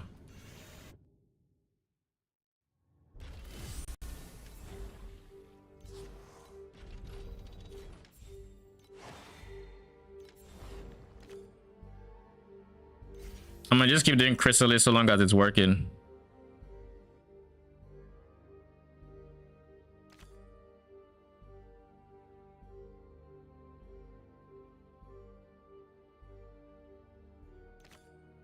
And ironically, this is better.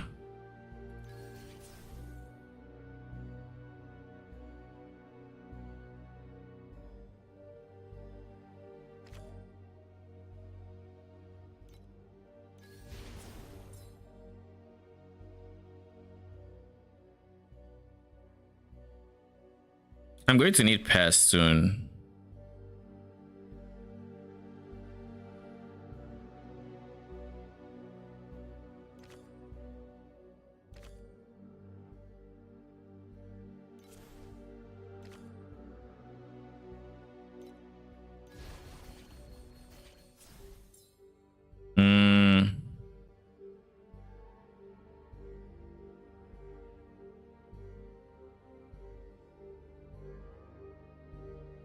Just adds giga quantity or removes a different archetype. So You have the most activity, but not the most quantity. But you are already a rare, so. At the end of the rarity groups of the same rarity, you have fused them into one group. I'm kind of good.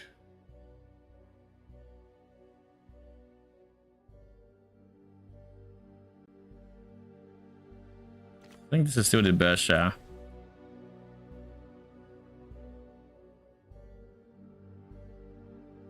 Holy, the holiest water.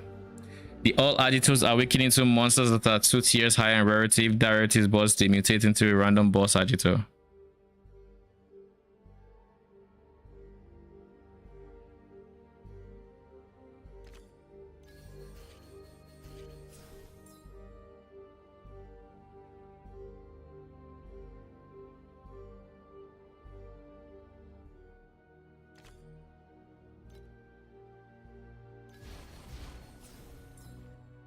Oh god, what? I thought it said fuse, so fuse can be random?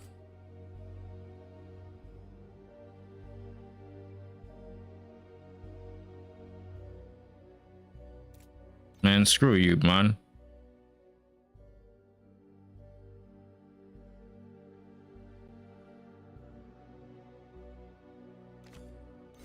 Oh, there goes that run.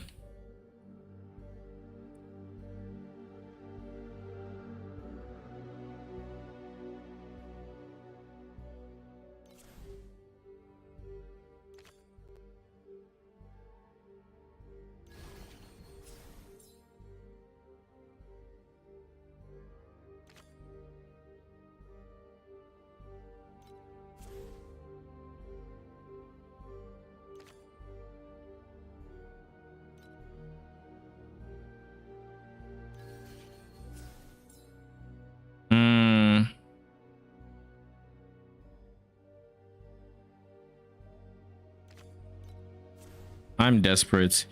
Add 4 groups of pests plus 10 quantity and activity pests for every one group over the limits. I mean,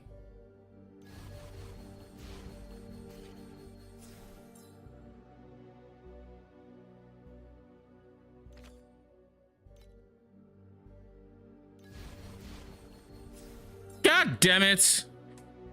This is the last time I'm taking fuse. It doesn't even matter. I'm going to abandon this one, so like. Then throw it forward as hard. Now I know.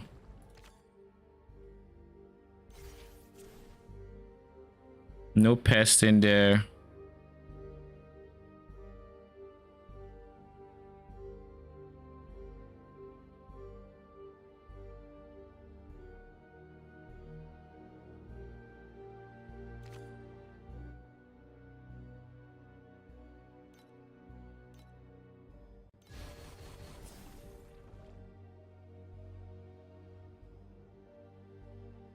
Maybe I shouldn't have filled it.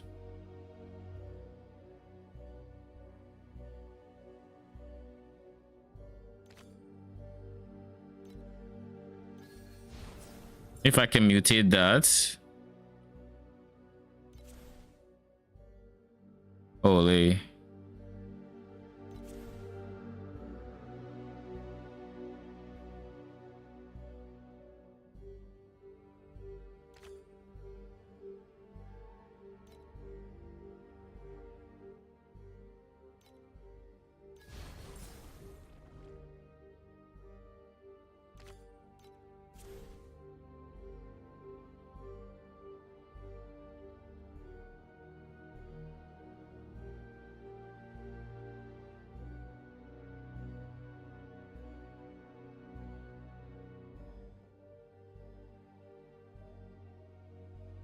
I'm already in round 4. It's not looking good, boys. It is not looking good.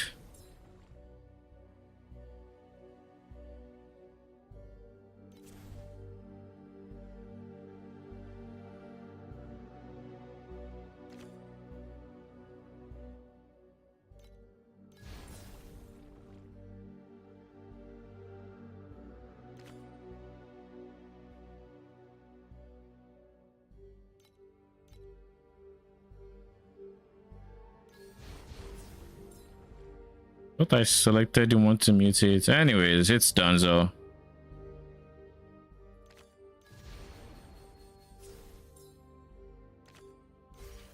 Another abandon, but that's fine.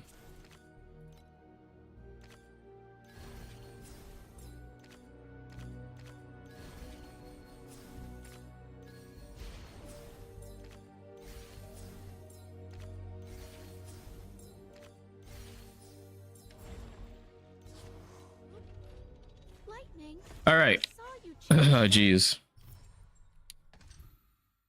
That was unfortunate, but it is what it is. All right, I think this is going to be the last map of the day. Conflicts carry the weight. Made a lot of progress. Now we're at the 110 bill, which is, you know, very good. We can clear profound, and honestly, I probably want to even just do profound cube real quick. See how it feels doing that, at least before. So we'll run one more map, a profound map to be precise. We cube. It needs to be in a way that I don't forget to switch off of, you know, this mechanic. sleep in the embrace of the warm breeze. The cowardly worship his gods. Henceforth. Become a seed. Return to the earth's embrace. And enjoy this moment. The champion deserves the honor.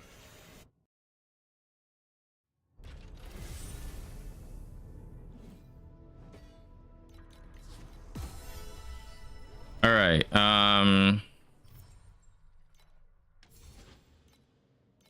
Switch to cube. Switch to profound.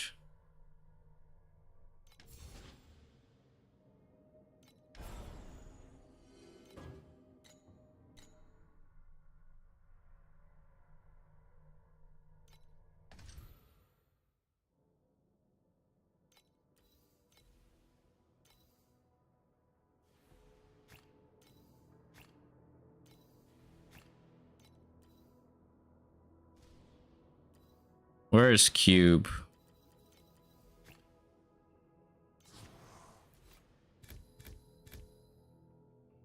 That's a very spicy mod for me. I'd rather take less aura effect than less regen.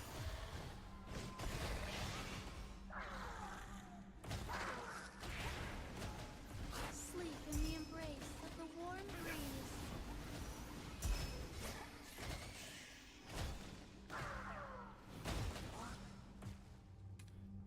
So yeah, this is what profound looks like for me. Actually, not bad. Not bad at all. Wait, this is my current tree.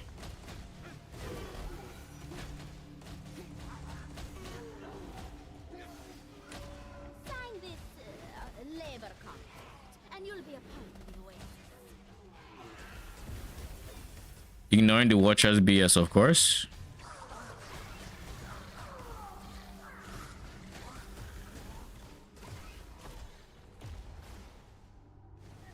I'll remember everything you gave us.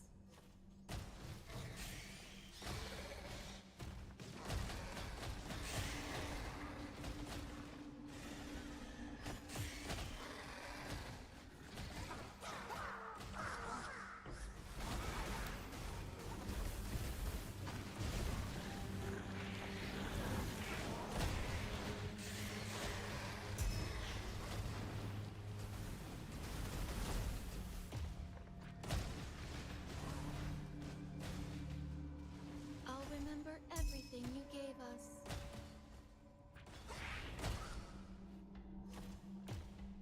Not as fast as T8 maps as you might imagine, but Become a seed very quick nevertheless. in Earth's embrace and grow once more. Look who will record this death for you. Look who will record this death for you.